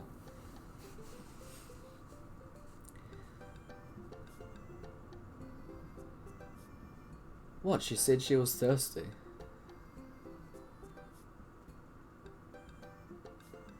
I want it reminded you of Finch. No, the coffee guy reminded me of Finch. I mean... Look, the coffee guy, like, personality-wise, reminds me of Finch. Finch is not my type. Anyway, these are bad. These are very bad. But also strangely delicious. We have to eat through the pain. We enjoy the fluorescent cheesy goodness together until we're all out of nachos. So, something's been bothering me for a while. Can you explain memes to me? Which one? What is that? All of them. Hello, welcome back as well. Amanda sighs deeply and places her head in her hands. It's complicated. See, they're an inside joke that's shared by a bunch of people that gets less funny the more people do it. So the problem is that by the time one of them gets to you, all of us youths have already done the joke to death. I made the mistake of calling a very chatty workmate for a catch-up before stream, and he missed the call, so he called me during stream. Should have just hung up on him. Aww. And what's worse is that the fact that movies and TVs and video games will try to jump in on the train, and just based on how long it takes to make them, it'll be long dead by the time it comes out. So the dates and all just isn't funny. Oh shit, what up? Ugh. Dad, please. Huh. Anyway, changing subject. Where to now? Wanna go to that goth store? What? You know, the one that's all black and tries to establish itself as an anti-establishment despite being the exact representation of the establishment? I don't know what store you're talking about. You know, the way you can buy chain wallets and it's basically an assault on what people fought so hard for again. Fucking hell. Let me try that again. You know, the one where you can fucking hell. There's not even a hot dad on screen. I have no excuse. You can buy chain wallets and it's basically an assault on what people fought so hard against in the punk and hardcore movements of the 70s and 80s. Dude, you gotta be more specific. The one you threw up in one time. Thought Bopic. Oh, that one. Yeah. Amanda runs into the store with me trailing behind her. She makes a beeline for the back. Alright. There it is, you can see the outline kind of. I'm so proud. Bop it. Speech. Amanda. Alright. Speech. Alright, I'll do it if you stop chanting. Amanda stops immediately. Bop it, twist it, Jesse. I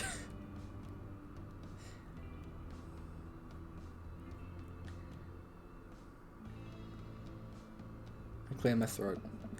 Thank you all for joining us here today to commemorate an historic moment that will forever shape history. On a day very much like today, some 5 years ago, our very own Amanda Ann Raiden had too much blue raspberry slushy on an outing to the mall. After begging her father to take her to the dead Gotham Beyond, after begging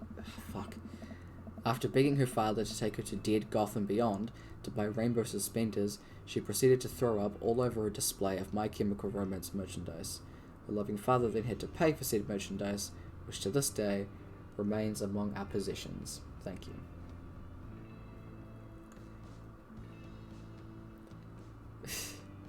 End up pulling something. Hey, if you're lucky, you might end up pulling the right thing. Oh. Amanda is moved. She begins clapping. Slowly at first, and then faster and more vigorously. Several other patrons turn their heads. One of them also starts clapping. I bow my head. Yes. Oh hey, chain wallets. While Amanda busies herself looking at the band t-shirts, I try to find something of interest myself.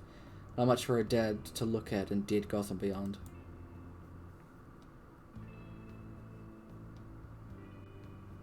Let's look at the band t-shirts, I guess. I barely know any of these bands. Cannibal Bone Party doesn't sound like the music I enjoy.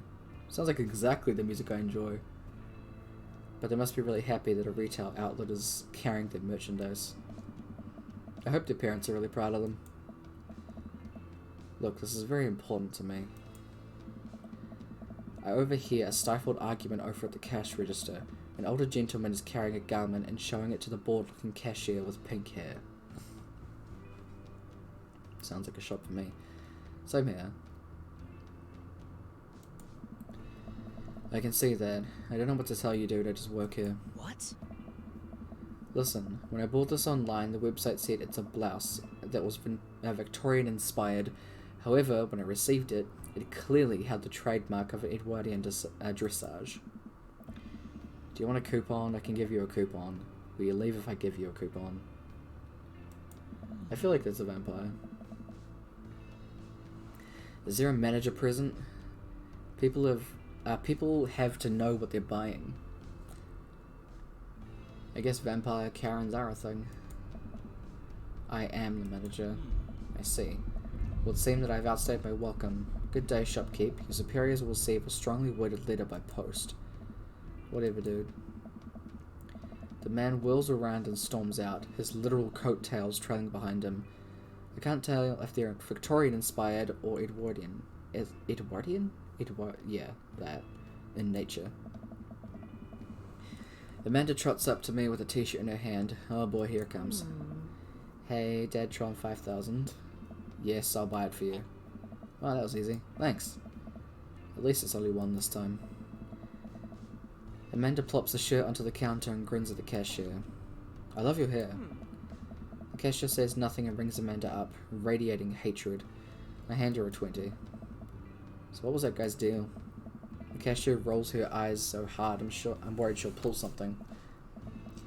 It's Damien. He's in here all the time. He's obsessed with Victorian fashion or whatever. She hands Amanda her bag, and it's clear the conversation is over.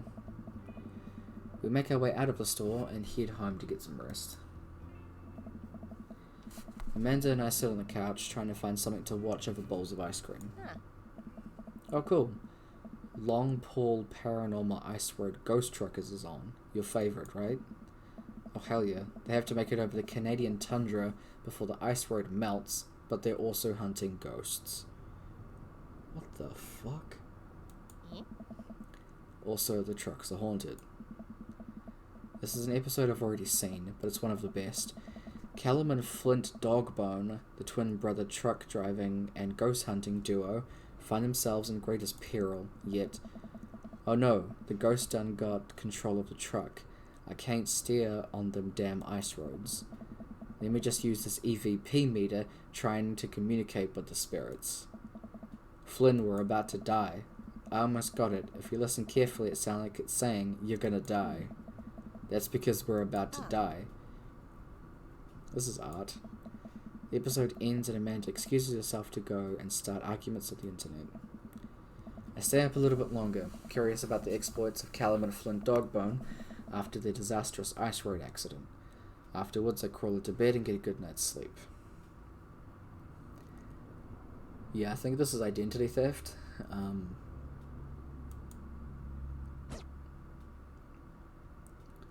First is the worst, second is the best, third one with the hairiest chest. Glad that was the one that I got to read. Morning, sleepyhead. 5 more minutes. You've never let me have 5 more minutes, so get up. Hey, what's up? Welcome, We have cereal for breakfast and spend the morning putting together furniture. Amanda is much better at interpreting the tiny manuals. We're able to put together a few shelves and one desk, but I'm pretty sure there was supposed to be a bookcase. Congrats on being awake. Are you excited for the cookout today? Yeah, it's food, I'm excited. I'm all over those terrible store-bought sugar cookies that everyone brings to parties. Yeah, those are bad. Which means there are more for me.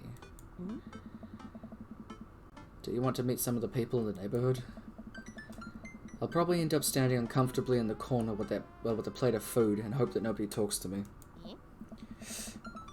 Dad, you're a beautiful work in progress. We'll get that butterfly to emerge from the cocoon. The social butterfly. Well, we better start getting ready.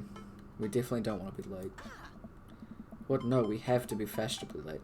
Who shows up to a cookout on time? You know what, we're going early, just because you said that. I head out the door and Amanda reluctantly follows. We walk across the street to Joseph's house, with store-bought veggie plate. Material cook, if it doesn't involve a grill. I guess we're not as early as we thought. Try that again. I guess we're not as early as we thought we were. Joseph's backyard is already packed with people, and the smell of hot dogs wafts through the air. Small children run through the sprinkler, and adults chat in small clusters.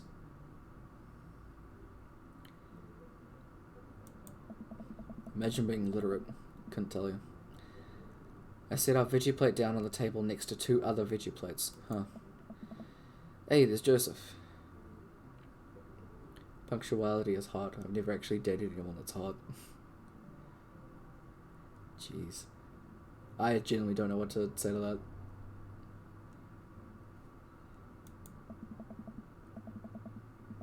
I wave to get his attention. The moment he sees us, he jogs over, arms open wide. Oh. Welcome. I'm so glad that you two are here. And you bought veggies. Let me introduce you to my family. Kids, come over here. This is Chris, my eldest. Don't bring your demon children over here. Hey. Hi. And this is Christian and Christy, the twins. Hey. They stare creepily and say nothing. They sure fucking do. Oh. Then, of course, there's our youngest, Krish. Wait, where's Krish? Maybe Mary put him in his crib. Oh no, it's the one from the bar the other night. What's she doing here? Oh, how could I forget my lovely wife, Mary? Hey. Joseph picks her on the cheek. She smiles. Mary, sweetheart, did you put Krish to bed? Hey. I'll have to go look for him. What? You have to... Joseph takes a moment and regains his composure. Mary, this is our new neighbor, Raiden, and his daughter, Amanda. Creepy twins, very. Mary was, tad friendly. She's also been following me because she knows I'm a sailor. I don't know how to interpret this. Also, she was coming on way too strong. And she's definitely not my type. On the contrary, because probably more into blondes and that's her husband. Huh. Anyway. Ah. I shake your hand, but I have a glass of wine that I need to tend to. I love her. Nice to meet you, Mary, for definitely the first time. Charmed. Well, I have to go over there now.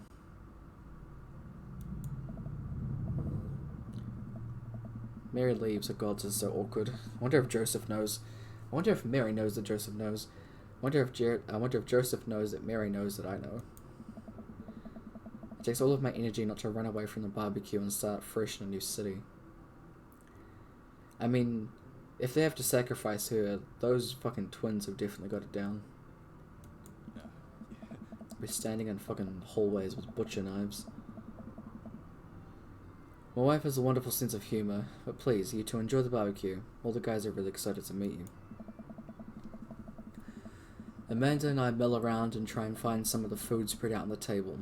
I pick at some of the deviled eggs. Amanda grabs a small paper plate and immediately begins piling it with baked goods. I don't want to have to make friends. Ugh. Come on, Dad. Who are you going to party with when I go off to school?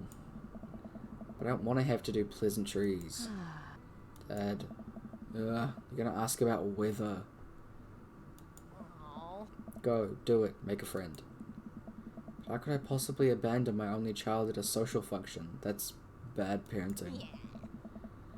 This plate of cookies is my new dad. Bye. Amanda shoves me into the center of the yard. Well, here goes nothing. I look around the party and am surprised to see some familiar faces. Isn't it the barista from the Coffee Spoon? Oh dang, Robert's here. Didn't that guy throw a frisbee at my head? Isn't that the guy who was throwing a fit at Dead Gotham Beyond? Isn't that Amanda's teacher? Hey, I know Craig. Wait a second, all these people live in a cul-de-sac? That can't be right. I better investigate. Hold up. Okay. Just gonna quickly save that. I wonder if they,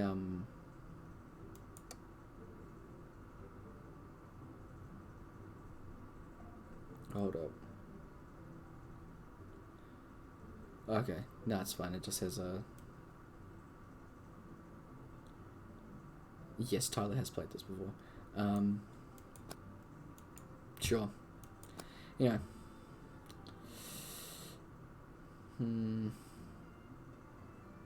Burger time? Same. Oh. And without further ado, let's work some magic. Joseph closes his eyes, takes a deep breath and gets to work. The greatest of ease, he sets the patties on the grill, flourishing as he flips his spatula in the air. It's easily some of the best grill work I've ever seen. You guys think this is my first time in front of a grill? He's working faster now, effortlessly tossing the cheese onto patties and perfectly grilling onions on the side. One after the other, the dads take notice, and a crowd around Joseph... Oh, fucking hell. One after another, the dads take notice and crowd around Joseph to admire his masterful technique. You probably didn't know this, Raiden, but Joseph's known around here for his grillmanship. He's ungrillevable. I've tried to get on his level, but I just can't catch up. Let us keep studying. He has a rare quality about him. Mustard, we keep talking about this. Can't we just appreciate the artist? I've never seen him make a mistake. Okay, we need to stop. This is getting too cheesy. Please stop. Amanda, you're right. Jesus fuck. I forgot this is a dad dating simulator. All of the children at the party boo the glorious display of puns in unison.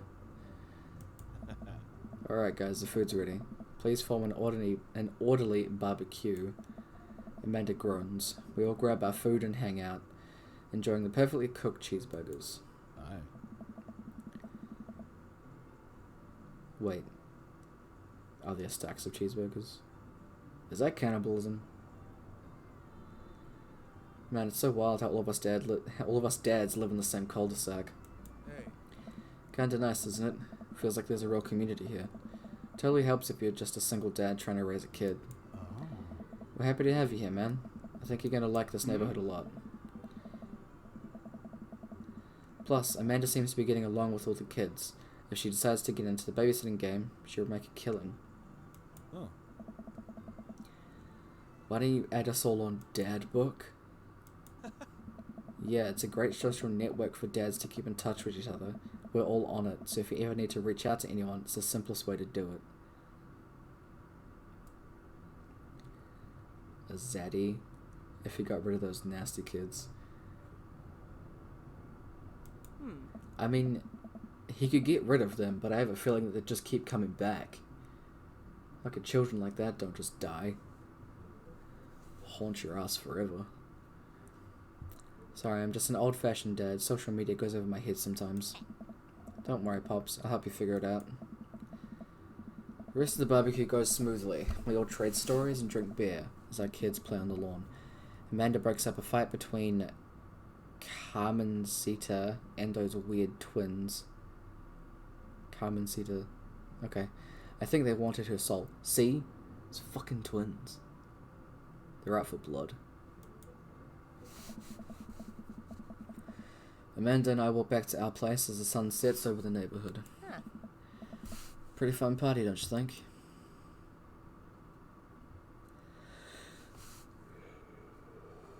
Ugh. Sweetie, if I can help impart any sort of wisdom upon you right now, and not that this was a bad situation, but if you're ever in an uncomfortable situation, always look for the silver lining. The silver linings get you through to the other side. We ate Rockenbergs today. It was good.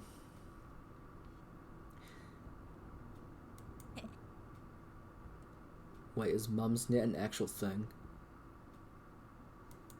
Amen. Well, hey, at least you met some other cool dads. You should hit them up on Dad's Book. Maybe I will, if I ever figure out how social media works. I have a good feeling about this place. Me too, Dad. If you press the ignition for too long, I'll never know. I'll never know what happens when you press the ignition for too long. It's just gone. Amanda and I arrive home with the remnants of our veggie plate. Seems like nobody was really into the cauliflower. It's like 4chan for moms. Ugh. Fuck transphobia. Raiden says trans rights. Anyway. Amanda and I arrive home with the remnants of our veggie plate. I read this. Any big plans for this evening? Actually, yeah. I'm going out with some friends. Cool. Is it alright? Yeah, just keep me posted. You got it. And be careful. I will. Make good choices. Of course. And call me if you need anything. Dad, you're not going to do the thing where you wait silently for me to come home in the living room with all the lights off, are you? What? No. I've never done that and I will never do that. Huh? Okay. Do you have plans tonight? My plans were kind of to eat ice cream and watch TV with Amanda, but I'll find something to do. I'm gonna...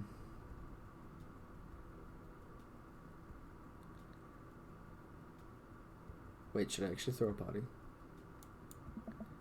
A real rager. All the other dads in the neighborhood are invited.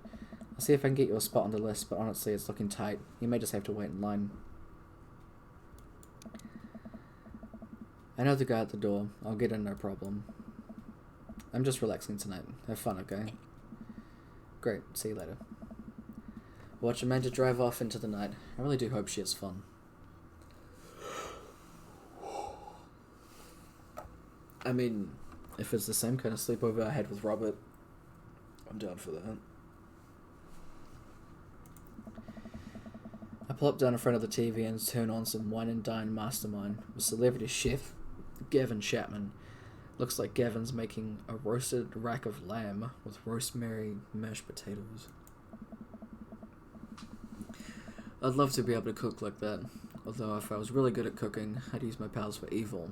It's like making baked Alaskas all day, instead of any food for real nutritional substance. Man, Gavin Chapman just caught that thing on fire, but he meant to do it. What a professional. I lose track of time as I blaze through several episodes of One and Dime Mastermind, but also one episode of some cooking show called Meat Hell. I'm not even sure what that one was about. It was just a lot of yelling. I glance at my watch. Man, it's almost midnight. I should check in with Amanda. I send a text. Hey kiddo, you good?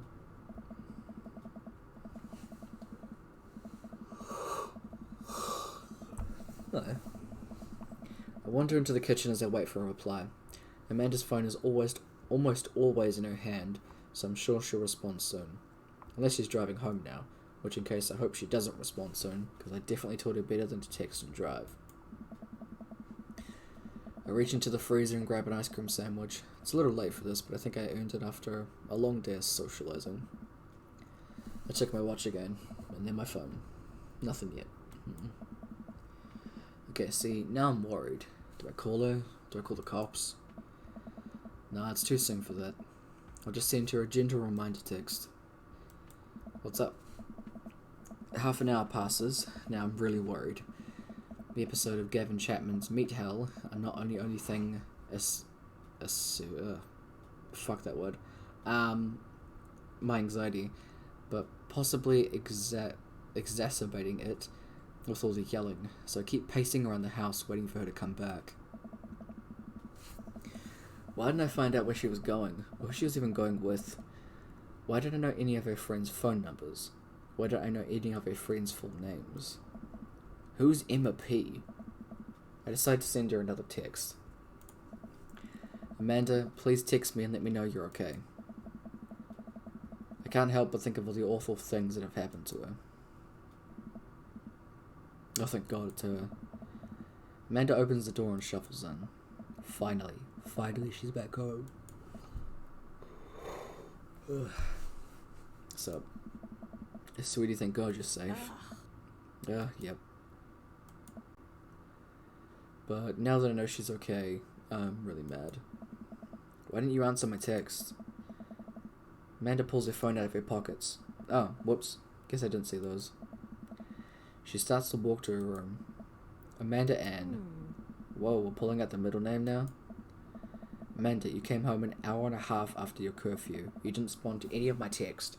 You really freaked me out. I was about to call the cops. Dad, you're seriously overreacting. You're not going to be like this when I go off to school, are you?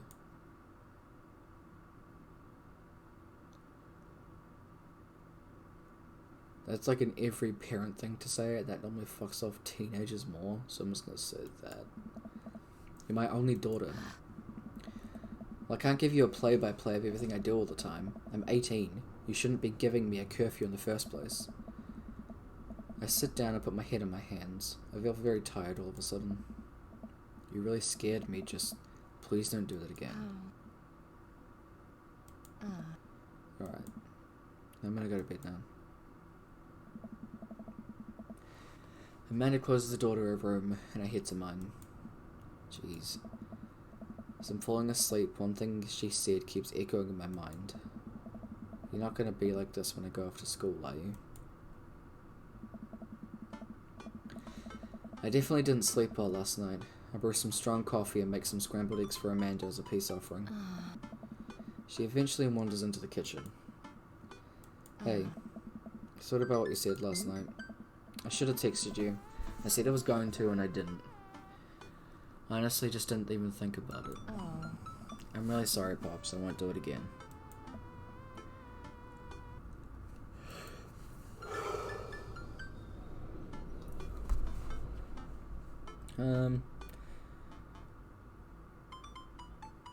I mean, nobody makes good choices when they're that age.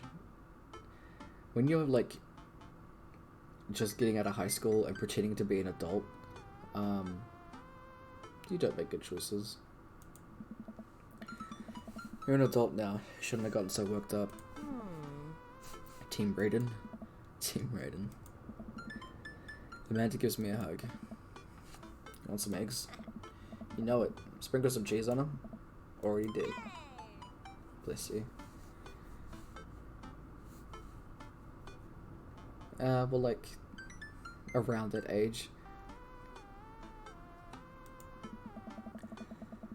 Amanda scarfs down the eggs at the time it takes me to wash the pan. Alright, I'm off to school. Smell you later. Wait, one more thing before you go. What? What's Dad Book? It's a social media platform. Wait. What?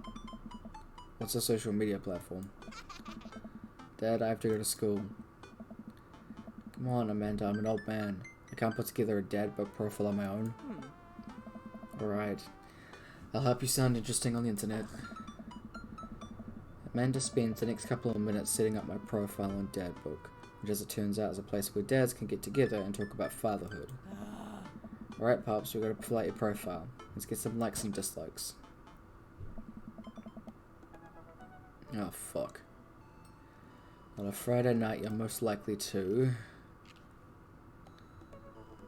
fix and grill, fall asleep, to all my children.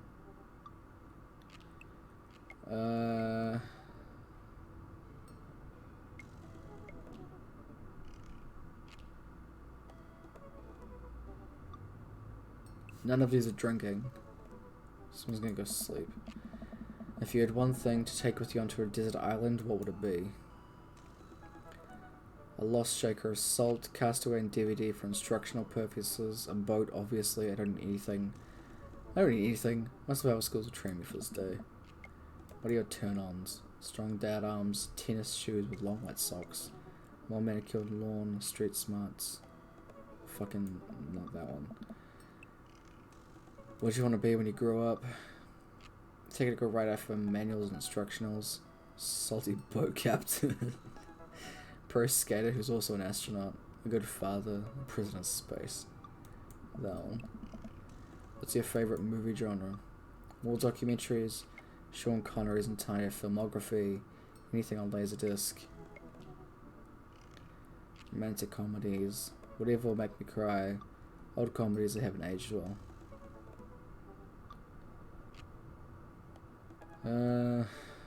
Sure.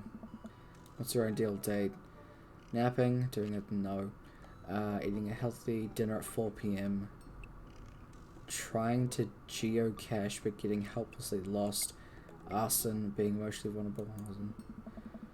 When do you never leave home without? A sensible cardigan, my sick vape. No. Cool knife. A crippling low self-esteem. I frequently forget my phone. Fucking knife. I spend a lot of time thinking about conspiracy theories, how proud I am of my father, potential ends of the world. Fuck. If I ever be able to love myself as much as I love my grill, where I can get a next cup of coffee, lawnmower modifications. I like coffee. Profile complete. See, that wasn't so bad. Yeah, definitely arson. Yeah, that was actually kind of fun. I could totally spend all day on here looking at people's profiles. You should message one of them, or more than one of them. All these dads seem pretty interesting. Okay, I promise I'll make some friends. Amanda gives me a hug. Go get him, Dad. Welcome. You've got dads. Hey Raiden, it's me, your dear old friend from way back in the day, Dad Amanda. I'm delighted to see that you've signed up for Dad Book. They've recently added this exciting new message service, so you may find yourself receiving messages from other dads like myself. Take care not to miss them.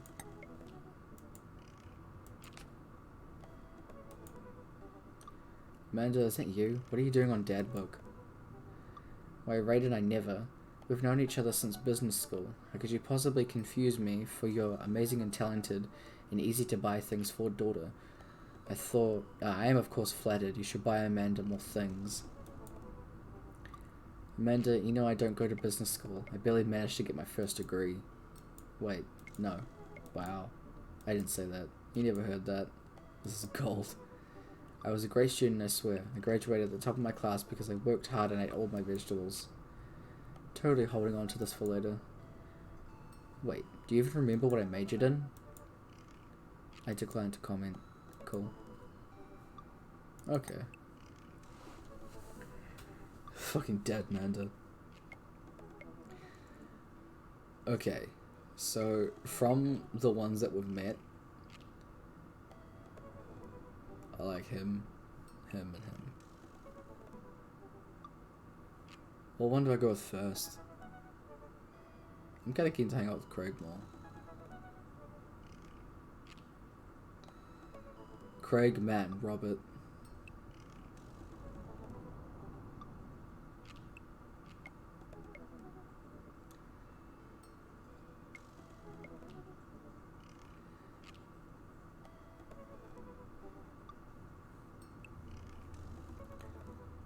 I'm gonna go with Craig, I think.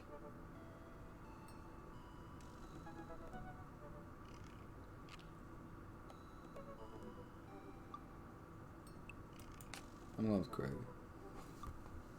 Craig Khan, dad of 3, business entrepreneur and fitness enthusiast. Juggling work, family, and fitness is a tough gig, but sometimes you gotta do it. On a Friday night, you're most likely to get one last good cardio session in. You had one thing to take with you on a desert island, what would it be? A box of energy bars. What are your turn-ons? A sub 6 minute mile. What do you want to be when you grow up? Beer pong world champion. What's your favourite movie genre? Buddy cop movies forever. What's your ideal date? Scaling a huge dangerous mountain for fun. What do you never leave home without? An extra tube of energy gel. I spend a lot of time thinking about my mile time used to be so good. What happened if I peaked? Yeah, personality, never heard of him. I just want to read these quickly. Avid music enthusiast, passionate coffee drinker. You can find me most days selling bean juice over at the Coffee Spoon or hanging out at the park with my amazing daughter. Hit me up about 80s no wave music. A Friday night, you're most likely to perfect my cold brew setup, one drip at a time, baby. If you had one thing to take with you on a desert island, fine tunes to pass the days away. What are your turns on? Multi-instrumentalism. What do you want to be when you grow up? A barista, weirdly enough. What's your favourite movie genre? Shit with subtitles. What's your ideal date? We go to the animal shelter and seriously consider adopting a cat. What do you never leave home without? My headphones, both in-ear and over-the-ear just in case. I spend a lot of time thinking about where did writing commas into song titles come from and where did it go? Did we all just agree it's a bad idea? Matt is really good, actually.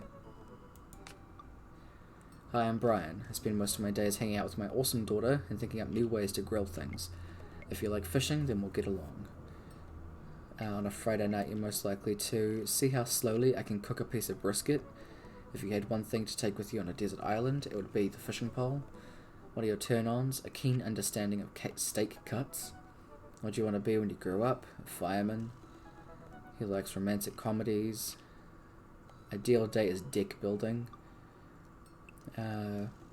Never leave home without his portable fishing pole.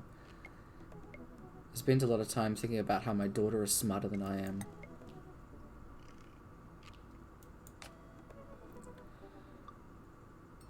When the internet gains sentience and decides to destroy us all, you know it was... fuck, let me try that again. When the internet gains sentience and decides to destroy us all, you know it uses this information against us, right? On a Friday night, you're most likely to make a deal in an alleyway, have it go badly. Who's the cop? Was it a Giacomo? I trusted the Giacomo. I don't know what that is. If you had one thing to take with you on a desert island, what would it be? A gun. What are your turn-ons? Don't talk to me. What do you want to be when you grew up? A grifter. What's your favourite movie genre? Italian neo-realism. Ideal date is grave robbing. Never leave home with at least 4 knives. Spent a lot of time thinking about you ever really look into a rabid animal's eyes. Sounds like an interesting guy. Okay, how do you do? I've finally decided to join this information superhighway. I'm not entirely sure how this works, but I'll try my best to understand. I love long strolls through graveyards and spending my time with my son.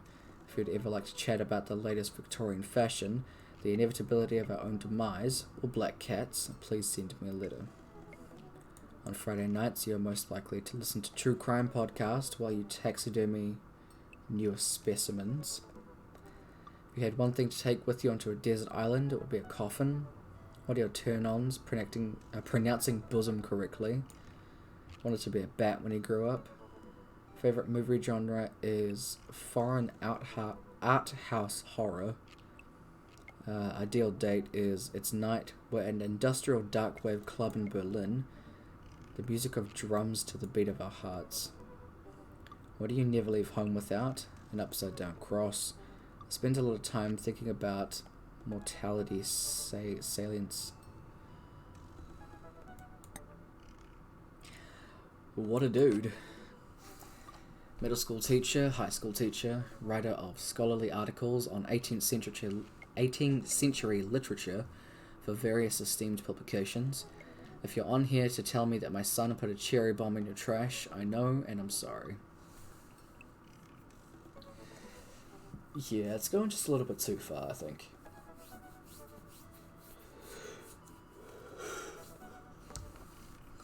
On a Friday night, he's most likely to be brewing some strong tea and painting miniatures.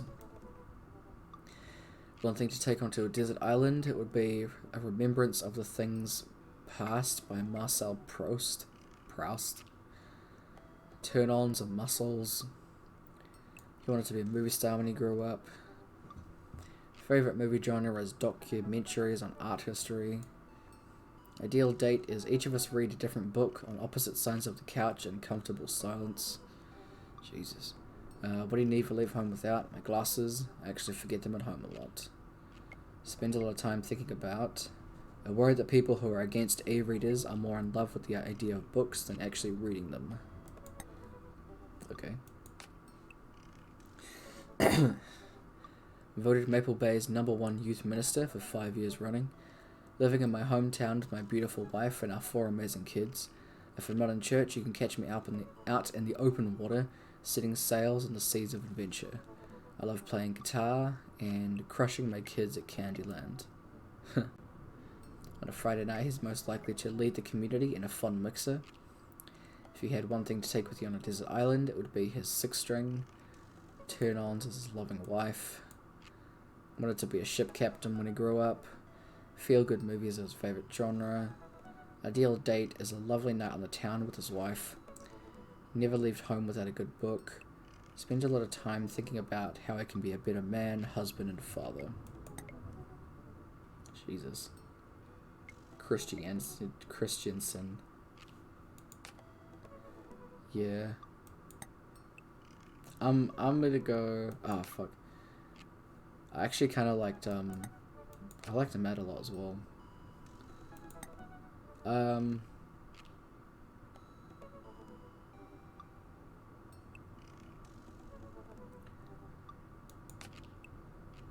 We'll message, Matt.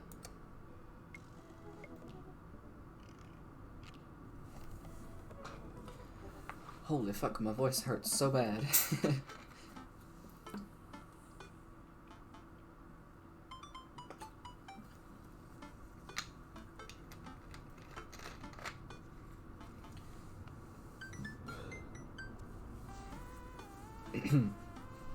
I navigate to Matt's dadbook page and type out a message.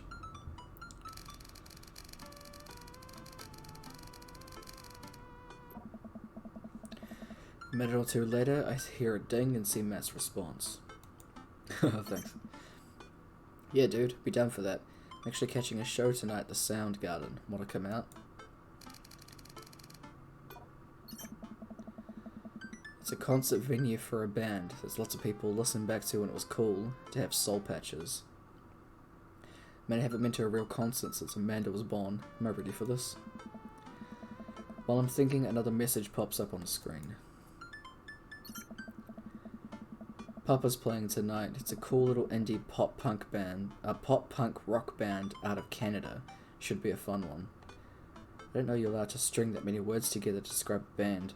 Whatever, let's get out of our comfort zone. I log off of Dadbook and think for a second. Wait, when was the last time I went to a concert? I mentally backtrack decades through memories of denim jean jackets and moral panic over teenagers turning to the occult. Oh god, I had a mullet back then. Oh god, I thought it was cool. Oh god, other people thought it was cool. I finally remember the strange 80s prog rock I used to listen to. Prog rock, sorry. I used to listen to and mentally envision it all. Fucking words. And mentally envision all of the airbrushed vans in the parking lot. Man, how did anyone survive the 80s? Okay, so I haven't been to a concert in a long time. What do you even do at concerts now? I spend most of the day pacing around the house thinking about my relationship with coolness. I mean, I always thought I was cool, at least relative to a bunch of other dads my age. Dad, what are you doing? I look over and see Amanda at the door just getting home from school. Her eyes are a little puffy, almost as if she'd be crying.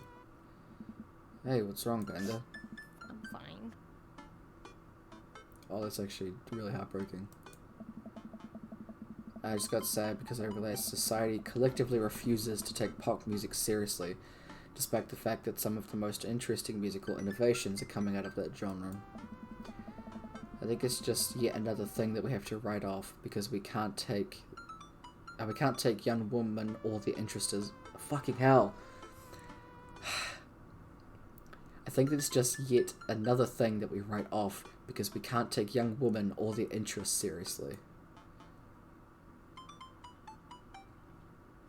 You have someone's actually wrong. Why are you lying to me? I'm not. I'm perfectly fine. Okay. I don't believe you, but I'll let it go for now. Eh? Anyway, what's up? Mm? Amanda, how do I be cool? Let me put on a pot of coffee first. This is gonna be a long night. No, seriously. Matt invited me to a concert and I don't think I've been to one since you were born. Ugh. Yeah, you have. You took me to one when I was 12, remember? I'm suddenly overwhelmed by the memory of a sea of screaming preteens. Oh god, I tried so hard to forget. Eh?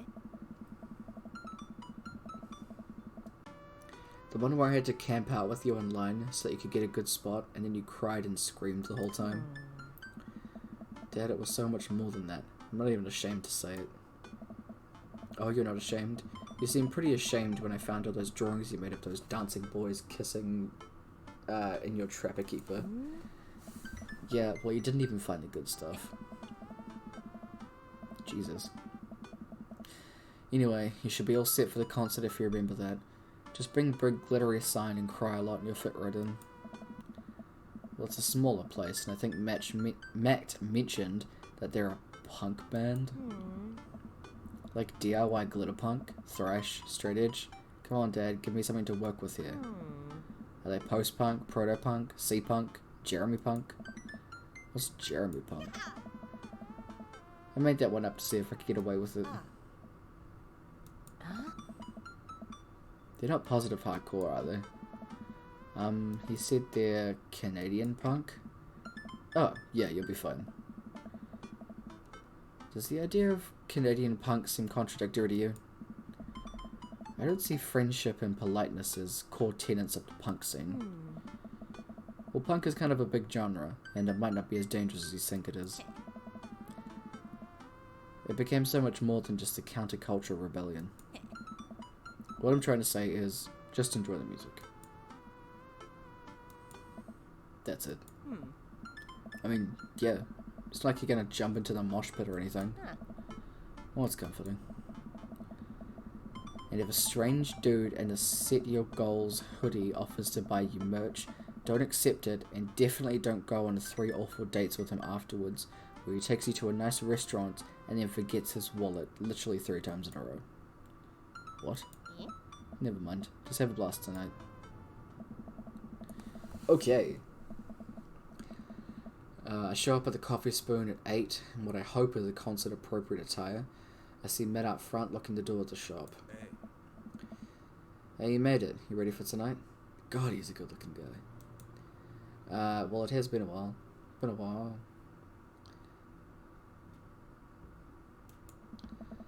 Yeah, I gotta admit, haven't been to a real concert since Pet Rocks were cool. I have no idea what I'm in for. Did your daughter make you take her to one of those boy band concerts where everybody holds signs and screams and cries? Yeah. I got 2 lined up next month. I still can't get the glitter out of my car from the last one. Stay strong. But dude, I get to take you to your first concert in a long time. This is gonna be awesome. Just hang with me, Raiden, and you'll be good. The scene is super supportive. It'll be a blast. Quick question. Shoot. What is scene? Matt lets out a tiny laugh. Sorry, it's just weird because scene can describe a music scene as it pertains to the community of people who like the same genre. It also can describe a genre of music no one wants to admit they were into. Matt looks off into the middle distance. He says nothing, but I can tell he's thinking, never again. That's confusing. You'll get it. The important thing tonight is that you enjoy yourself. Come on, let's head to the show. After waiting in a short line to get in, we finally found ourselves in a small venue, with a stage at one end and a bar at the other. Most people here were closer to Amanda's age than mine. I suddenly feel very out of place. My waning youth is showing. Am I suddenly aware of my mortality? When were the good years of my life? Will Amanda still love me as we both grow older? Wait, is C-punk actually a genre? Matt, you made it. What? A younger kid runs up and high-fives Matt. The kid runs off, and Matt turns to me shuddering. I get nervous when people surprise high-five me. Me too. I'm like a small animal. Loud noises and large groups of people frighten me. Do you also enjoy curling up in a patch of sunlight to take a nap? It's my favorite thing to do. A couple of other people notice Matt's in the crowd and yell hate as well. Matt waves and hugs a couple of people. He seems really in his element here. Matt turns his attention back to me. I'm so afraid of all these people. Oh. Let's go grab a beer. Matt and I line up at the bar in the back, where a couple of older concert goers hang out. A couple more people notice Matt and tip their drinks at him. Seems like you're a popular guy out here. Yeah, I go to a lot of shows. This is a really cool spot. There's times like these where I realize I can only be charming and funny for about 5 minutes before I run out of stuff to talk about. And then I become keenly aware of where my hands are. And there's no comfortable place in your mouth for your tongue to rest. God damn it, where do I put my tongue? I can think of a few places. See?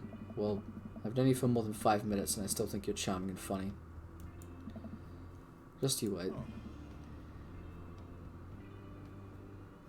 We grab our drinks. This scene seems really friendly. I don't know why people wouldn't want to admit that they listen to it. Let's check out the merch. Matt and I walk over to a small booth in the corner of a room where there's a crusty looking teenager.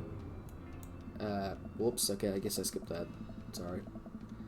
Step on up, get your merch here. I got t-shirts, I got tank tops, I got all the gifts and co-treatments a discerning concert goer of considerable taste might want.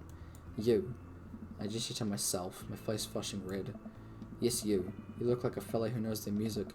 Has about a fine 12-inch long playing vinyl record made and distributed by Pup, Canada's premier punk rock outfit. Please stop yelling at me. I'm already kind of on edge because this is an unfamiliar place, and I don't know anybody here and appreciate it if you could stop singling me out. I'm sure I'm cool, but it's making me uncomfortable. The kid immediately hops down off the chair. You got it. Sorry about that. I just get really excited about salesmanship.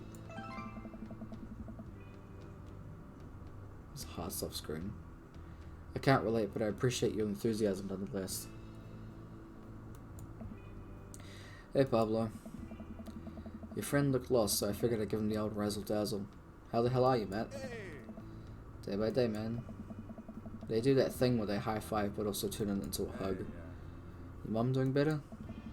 She's still single. If you want to be my dad, I can make that connection. And you have to deal with you every single day? Fair enough. Who's your bud? That's Raiden. I thought I'd bring out a concert pal. Pablo leans close to Matt. Is Raiden cool? Matt eyes me. I eye him back. He cracks a smile. Yeah. Pablo brings me in for a bro hug. My dude. I am not sure what to say, but give the courtesy 2 pats on the back, as is customary in our society for people you don't know super well, but still want to be super friendly to. Pablo's a total card. Kid plays the hell out of the bass. Yeah, man. We're gonna be starting our Witch House band. You know I'm out of the game. Oh, it's a shame, you know. Vacant Veil would have slayed. I'll slay once you start making music instead of just printing a bunch of band t-shirts. We got the sickest logo. While Matt and Pablo talk, I check out the merch. These shirts are really nice. Looks like the opener's coming on. Let's get a spot up close. Matt and I walk over to the stage where a crowd begins to form. The band walks on stage and picks up a variety of strange instruments. Is that a harpsichord? The lead singer addresses the crowd. He has his mandolin slung behind his back. What? Okay.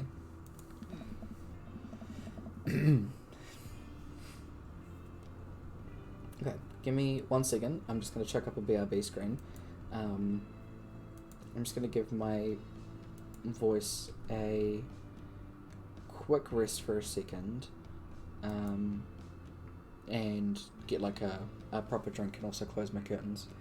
Yeah, because like I'm talking normally now and I can feel it in my throat. I kind of need to be able to talk, so I'll turn up this background music just because it's actually kind of dope, but I'll be right back. Thank you for your patience.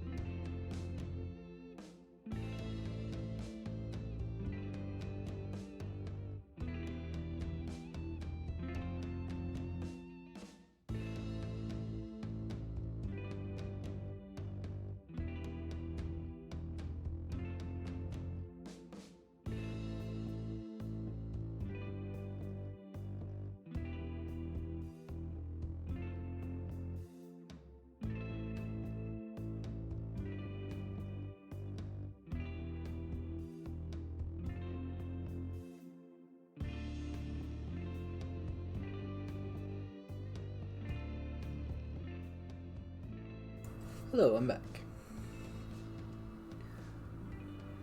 Wasn't a very long break.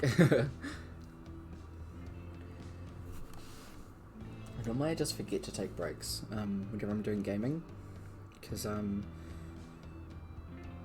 normally just play until I'm actually like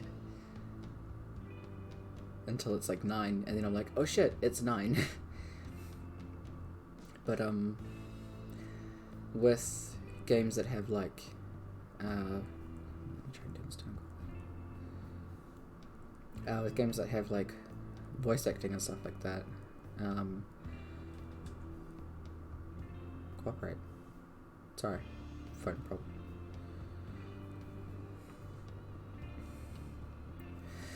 Yeah, but with games that have like voice acting and stuff, you notice it a lot more. But yeah, that's alright.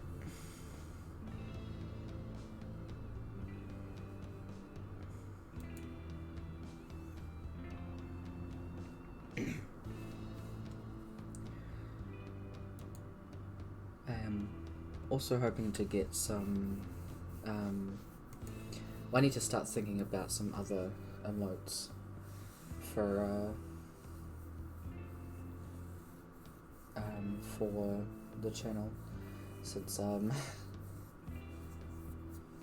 since Vardek's keen on having them all be open. But yeah. I will try not and hurt my voice too much. But yeah, I think I'm just gonna have to take a proper break after stream. Only got like 30 more minutes left, so we'll probably get this date wrapped up, and then that'll be it. But if we still have a few people around, it'd be cool to do a raid. It'd be fun. But anyway, let's get back into the game. Oh. I clicked into the game and realized I didn't have this clicked on. Sorry. Okay. Oh fuck, how do I do Raiden's voice again? My name's Daniel, let's start the show. Oh no, these guys. What? That... Oh no.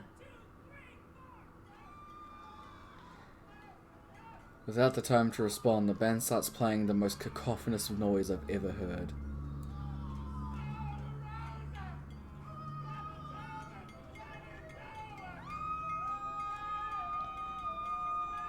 What the fuck? That's definitely a choice. What is this? Matt doesn't say anything, he just hands me earplugs. Thanks. Put the earplugs in and whatever the hell is assaulting my ears gets a lot quieter. I guess this is what really matters. Fireworks outside adding to the noise of this chaos. Jesus. Hey. Jesus. Did that cellist just break his bow in half? I don't get this. The set seems to go on forever. There's no breaks in the songs. And I think one of the band members' jobs is specifically just to burn poetry on stage. I turn to Matt and try and start a conversation. So you go to a lot of concerts out here, huh? What? Do not. He can't hear me, so I just stop and try to enjoy the music.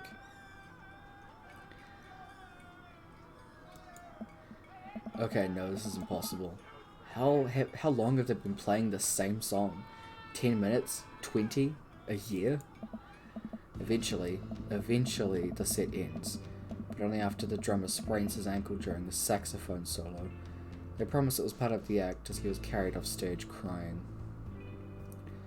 20-minute long songs. In a church? Jeez, we're already there for long enough. Matt and I both pull our earplugs out. Man, that was something. I promise Papa's much better.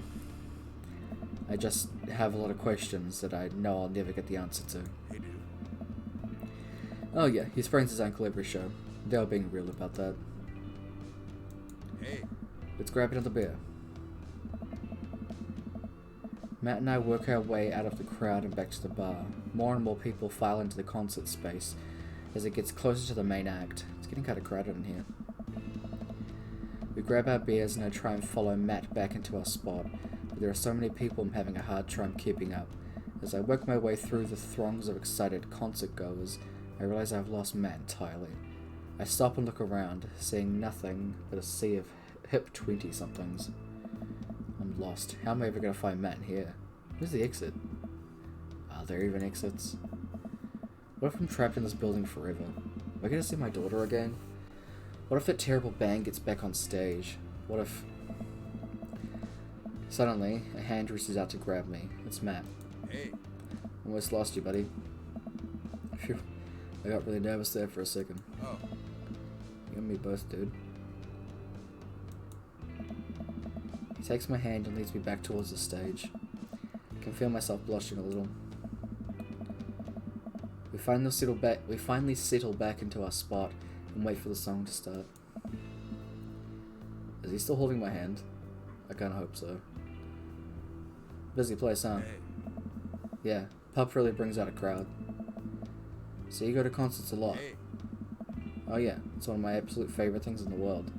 I think it's the one thing to listen to music and connect with it, but when you're in a room full of people connecting with the music just the same way that you are, it's magic. Suddenly I have the urge to pee. Curse this tiny dad bladder. I never heard it put it that way. It's really beautiful. Also, I have to pee. Oh. Alright man, they're about to go on. I squeeze my way out of the crowd towards the restroom. I really should have gone before I left the house, but Amanda was watching beauty videos in the bathroom.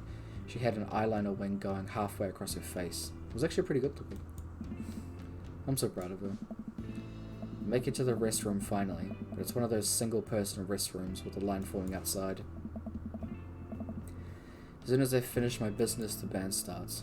Crap. The people that were initially milling around the venue will crowd up against the stage as Pup plays their first song. How am I ever going to find Matt now?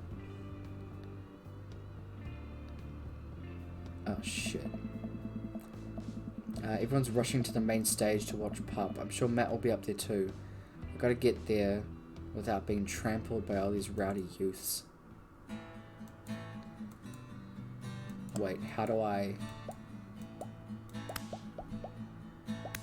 Holy... This is the part of the game where you should have been hearing a licensed tune. We worked really hard to lock it down for you. We even got permission to whitelist the song for YouTube and Twitch. But their systems are seriously broken. Ah, what a bitch. This is Barry singing, by the way. So we added the song that you're listening to right now. Don't you think it's better than risking content ID? To you streamers and let's players, I have one decree. Please check out the band called Pup and their song DVP. DVP. That's right, the band's called Pup and their song called DVP. The song is great and the video is tight, yes, take it from me. It's like footage of NES and SNES games with the lyrics added into them. It's really cool, but it's kind of hard to explain right now, but you'll get it, I promise. You should really go check it out. It's a really good video. So we added the song that you're listening to right now. Don't you think it's better than risking content ID? To you streamers and let's players, I have one decree. Please check out the band called Pup and their song DVP. DVP. But really, content ID demands a serious convo. I'm very concerned about why that is such a long corridor. This is a sim about getting with dads. No, I don't know why you're surprised. I'm good at everything. Oh God, how did we get here? What are we doing? What a mess. I'm trying not to talk over the song because it's a good song. What a mess. Because it's just... So we added the song that you're listening to right now. I'm able to walk my way through the crowd to walk to where Matt originally was. There's nowhere to be found. Shoot, I guess I should keep looking. I'm bumped in... Fucking hell, it's disorienting to try. Okay. I'm bumped into from behind and I find myself in the middle of a bunch of youths running in a circle to the music.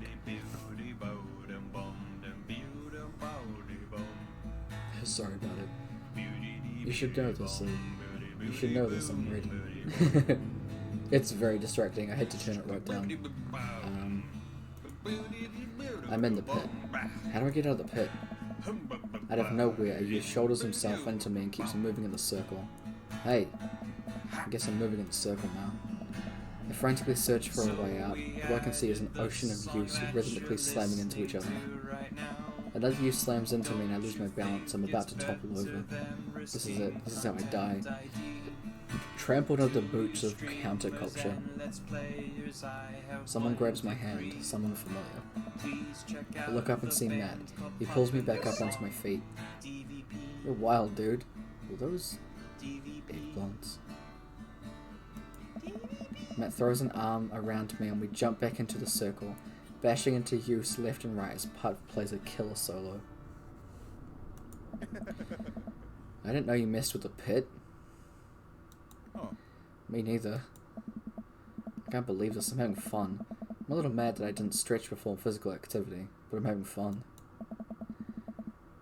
The song ends and the pit finally dissipates. Everybody cheers on Pup. Maybe I only got enough pit energy for one song. Alright man, let's retreat. We'll show these kids how it's done another day. Hey. We work our way back to a more comfortable spot in the crowd and enjoy the rest of the show from a safe distance. Pup put on an amazing set and basically had to beg themselves off stage after the encore. With the concert over, the crowd starts making their way over to the exit. Hey, I'll meet you outside. I gotta say bye to a couple of people.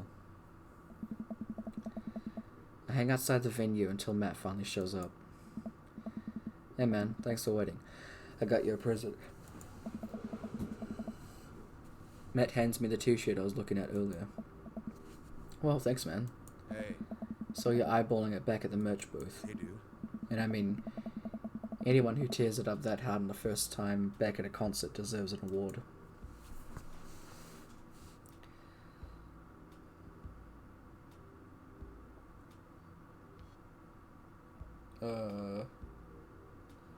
I'm gonna go with this.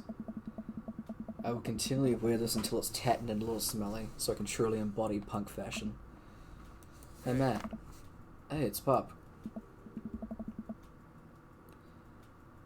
Hey dude, didn't realize you were here. Oh. I'm so glad I could make it. You guys put on a great show. Thanks. Well, see you around. Wait, you know Pup? Hey.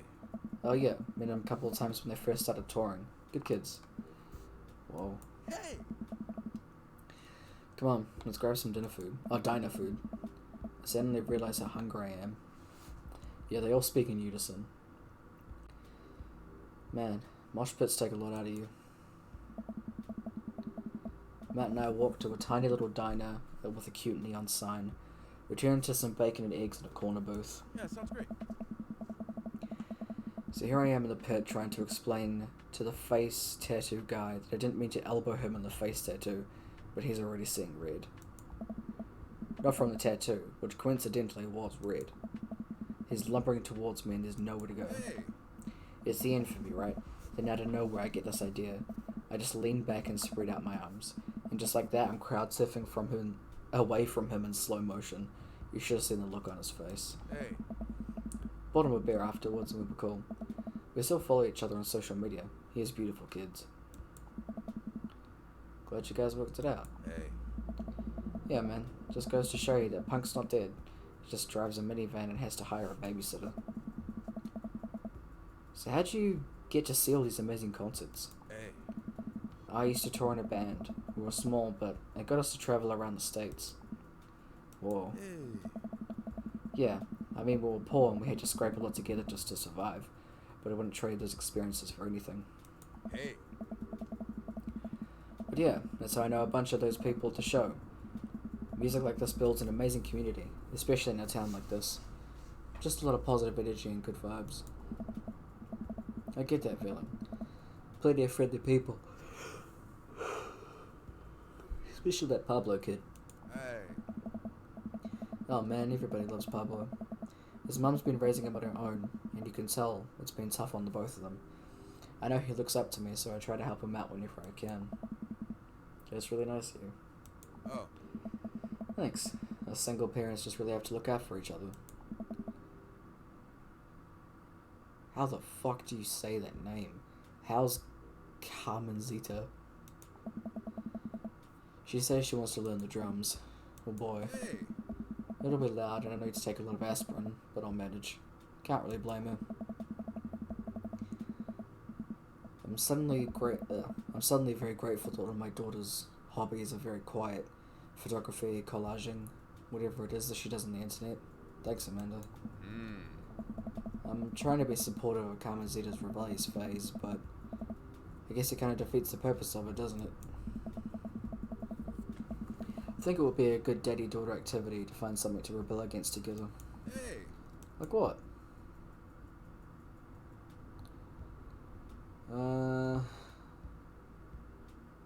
Consumerism. Big budget remakes of foreign films. Consumerism. Why do we gotta get up early the day after Thanksgiving and line up to buy things? Can't we, like, share things?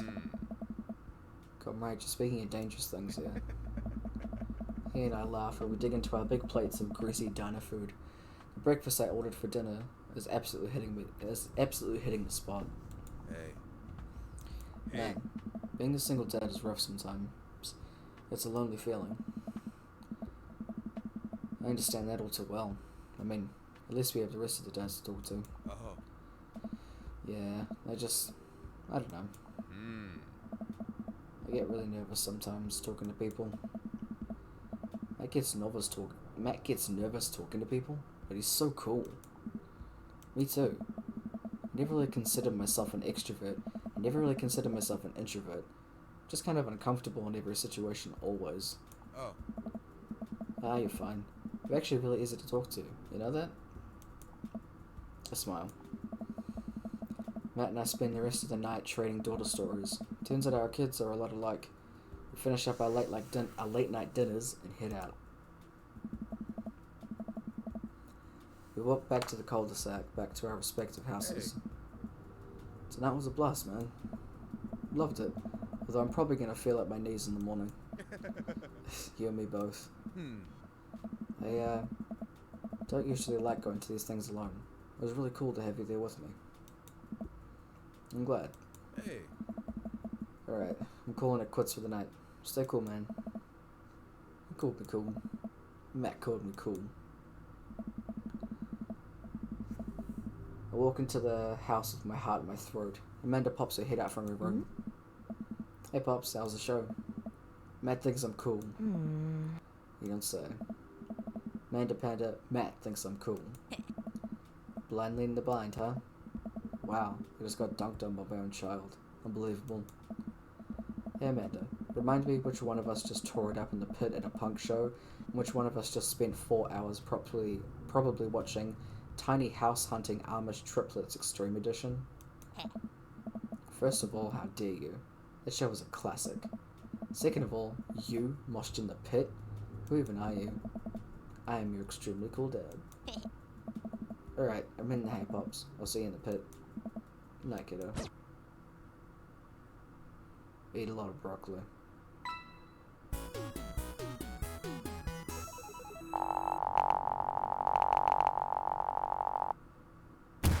Yeah, even Pitchfork would like that.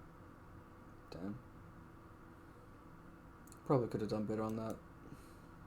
Oh. Don't trust anyone that likes their meat well done. That's fair enough. While I'm doing my afternoon word jumbles, I hear the mail truck pull up through the cul-de-sac. Wonder if we got any coupons today. The nice mail person slides a couple of letters and a large yellow envelope through the slot. Takes a couple of tries for them to get it in. Hey, my coupons.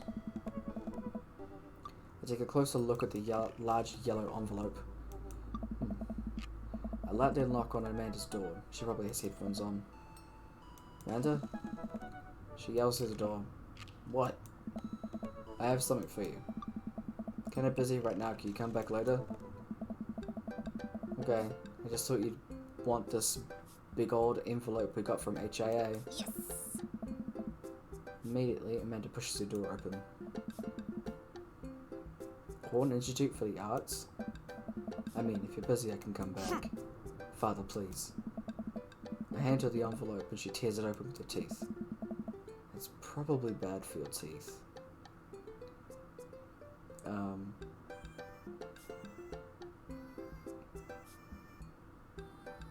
Horse Institute.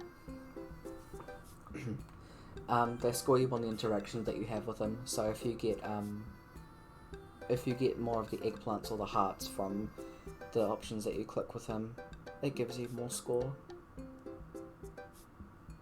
Tyler knows this, Raiden doesn't. It's probably bad for your teeth.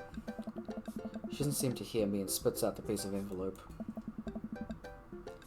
She pulls out a letter and unfolds it. And? The suspense is killing me. This is a dream school. Amanda's face is unreal. I can't believe this. Oh, honey, it's okay if you didn't. I got in. Oh, I got in. Amanda tosses the letter aside and gives me a big hug. Congrats, sweetie, that's amazing. I'm so proud of you. She pulls away and looks at the letter again. God, I really can't believe that I got in. Well, of course you got in, you're a great student. You nailed the interview, your photography is incredible. Oh. Wait, Dad. I know this one's really expensive and it's so far away.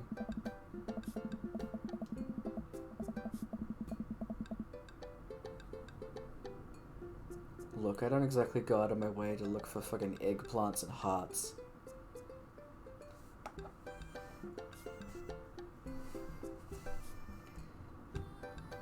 I think for a moment. HIA was one of the more expensive schools that Amanda applied to, but I know she has her heart set on it for the longest time. It'll be tough, but we'll make it work. Really? Of course. Amanda hugs me again. Thanks, Dad. Okay, sweetie. We're celebrating tonight. Dinner, your choice. Whatever you want. Wherever? Amanda and I walk along the bay side, tearing into our full wrapped burritos from a nearby food truck. You could have chosen anywhere in Maple Bay. Cost was not a determining factor. Please, Dad. You know I'm a simple gal. Just give me a... I don't know why I clicked that, I'm sorry.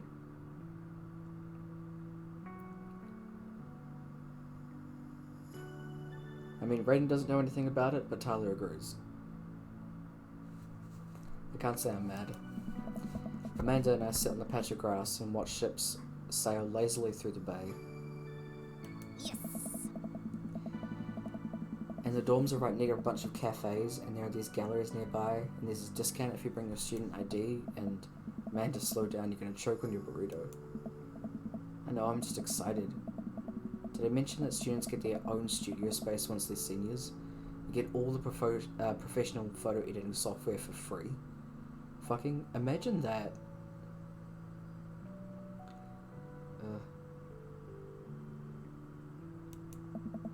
It's nice to see Amanda so enthusiastic about HIA, but I wish she wouldn't do it between bites of her burrito. I thought I told her to chew with her mouth closed.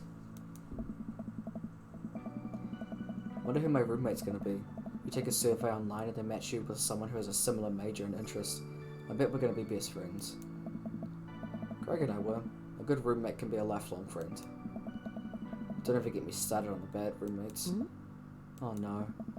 I'm just kidding. We didn't have a bad roommate. Our only other roommate was a puppy Craig brought home one night. I'd spent a semester fabricating a story about how I knew a foreign exchange student who had a really bad cough that sounded exactly like a dog's bark. Carl ruled. Oh, they let you have animals in the dorms if you get a note to say you need one. I bet I could forge one. Think I get a rabbit? Maybe a snake? Maybe both. Does snake eat the rabbit though? Oh boy. I think I'll leave all that up to you. She's so excited I don't want to disappoint her. But I need to be real for a second. So you know that talk I had with Mr. Vega? He didn't tell you about the dumpster fire, did he? What? No. I don't want to put a damper on the good news, but I need you to knock it out of the park these next few months of school, okay? If we really want to go to Horns, we need that scholarship money. I know you can do it. Okay. I promise I'll try harder. I pat her on the back. Think you can handle a 14-hour drive to come home for the holidays? It's gonna be some treacherous ice roads to cross. Don't ever get me started on the paranormal occurrences. Well, it'll be worth it if I get to see you. My eyes immediately well up with tears. Oh, Dad, don't cry. Sorry, I'm just very, very proud of you. You're all grown up now, and you're such a good person. I hope you know how important you are to me. Dad, stop, you're gonna make me cry too. Too late, honey, it's happening. Dad, I can't get tears on my burrito, it's gonna make it taste sad. I pull Amanda in for a hug and kiss her on the forehead. Love you, kiddo. Love you too, Pops. Welcome. You've got dads. Hey dude, I've got the runs. Oh, I've got just the thing. I'll head to the store and grab you a real chunky milkshake, cherry licorice, and a book of word jumbles I find helpful in strenuous times such as these. What? Wouldn't that just make it worse? Oh, it's not for the diarrhea. Milkshakes are just comforting. Wait, why are we talking about this? By I've got the runs, I mean I feel like running. Wanna come with me to the gym? Why do I feel less excited about that than getting you home remedies for diarrhea? Come on, man, it'll be fun. You know what? Sure. When are we doing this? There's 30 more minutes left of this Meat Hell marathon. I'm outside right now. I'm warming up. Okay, okay. At least let me see if Betty gets away from the wolves in time to get her soppressata wrapped cheesecake out of the oven. Sure, let's go running with Craig. Always bring a war chest. Sure. Wait, what? The gym installed these new virtual jogging treadmills. We'll feel like we're running outdoors. You can see other runners on your screen too. Let's try it out together. Other runners? Will I be able to keep up? Don't worry, we're here to cheer each other on. I'll be right here with you. Just get a rhythm going and your heart rate up, but don't exert yourself. You'll be great. Run that dad.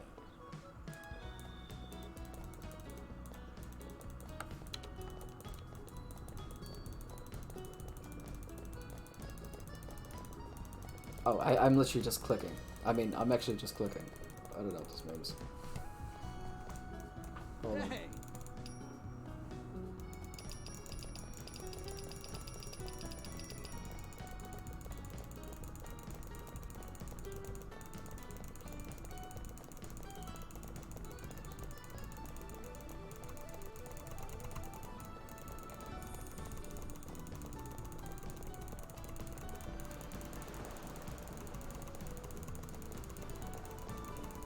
I don't know what to like say aside from this. I'm literally just like spam clicking. That's about it.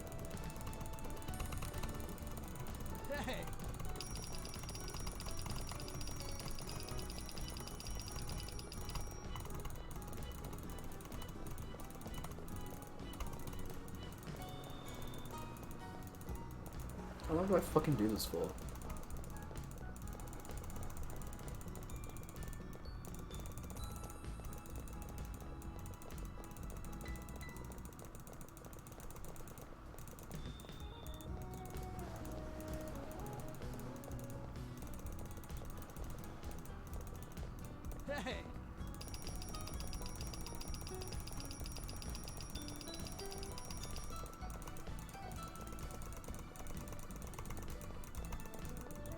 Yeah, so am I.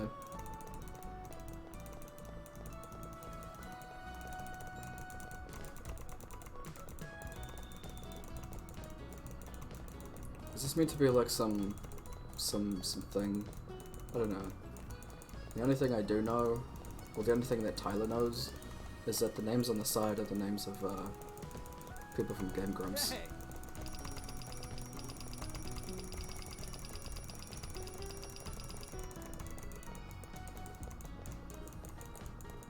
Yeah, I think we've actually switched games. This is now Wii Sports.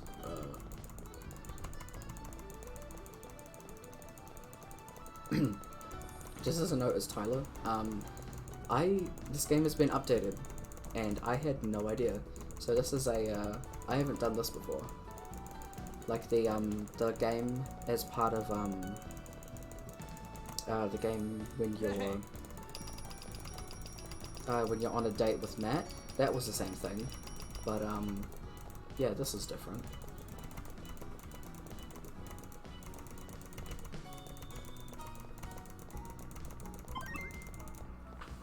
Okay, cool. Oh shit. Damn. I am good at spam clicking. Way to go. Welcome. You've got dads.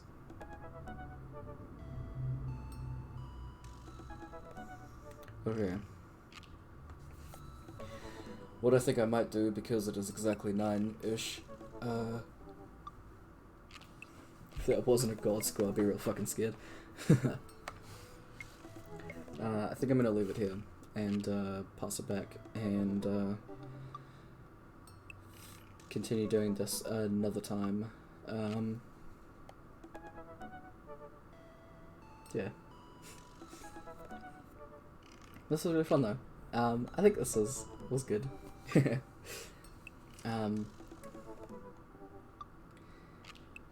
Let me know what you think of like the letting the NPC do it. I definitely like playing the game, but I mean, like, I can play the game as Tyler. Like I do think it's really fun to have like someone else do it, because from the playthrough that I've done from it, like I personally really like Robert. I really like Robert and Craig actually. So those are the ones that I did. But I have actually done a full playthrough where I've dated all of them and gotten all of the endings. So I'm trying to not make my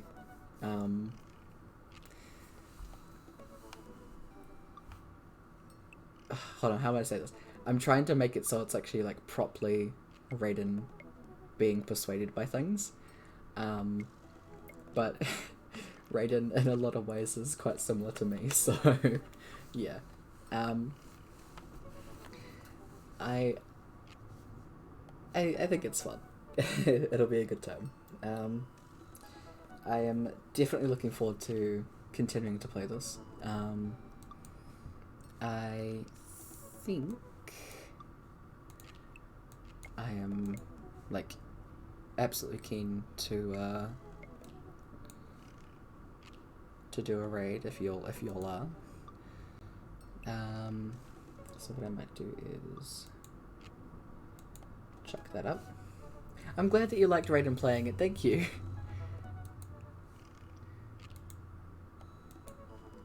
I'm gonna quickly swap out sound.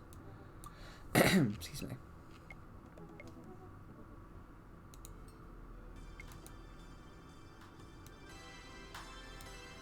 Swap out that sound.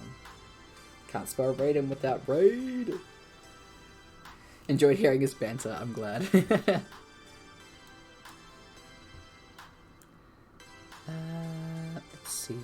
Let's see who's playing. I wonder if anyone's live that I follow. Okay.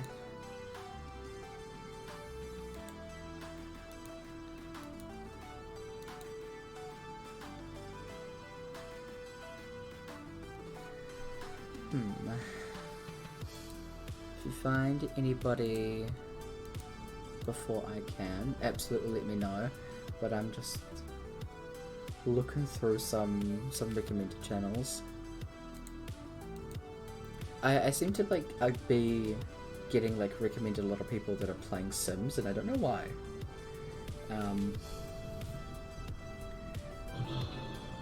Oof, big sounds. Thanks, stream. Thanks for popping by.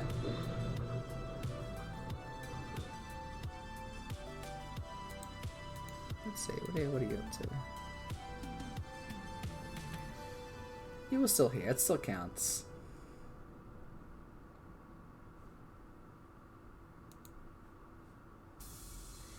Because you can't look for people who are,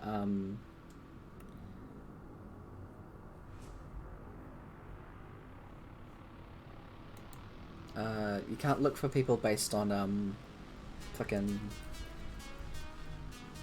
what do you call it? Based on follows. So, like, it makes it a little bit more difficult. Well, I find it makes it a little bit more difficult, just a little bit. Just gonna turn that down a little bit, just in case.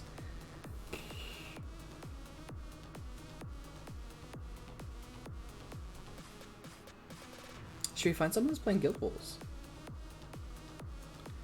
Let's see. Guild Wars people.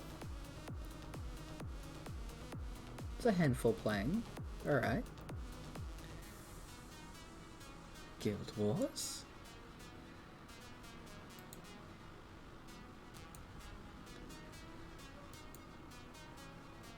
There's not many, but there's like in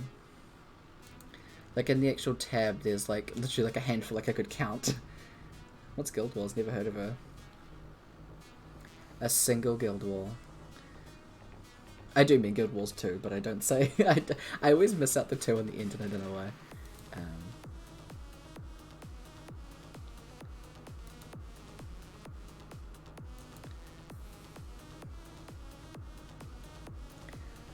Okay, what level are you at? Okay, I think they're playing a Necromancer. I think. Okay, but they're level 80.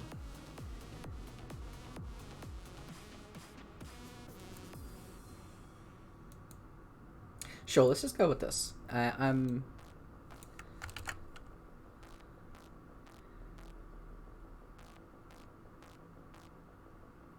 just gonna quickly do a very quick read.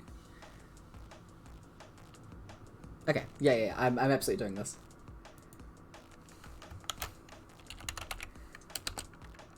Nope, it's not exclamation point / raid. Okay. Okay. So their name is Calvin. And, yeah. I had a quick little read of their, a little about me, and their sound pretty cool. So, absolutely. Let's go. Let's have a time. But, thank you, and have a good, guys. Thank you for coming into stream. I appreciate it. Have a good rest of your week, and goodbye!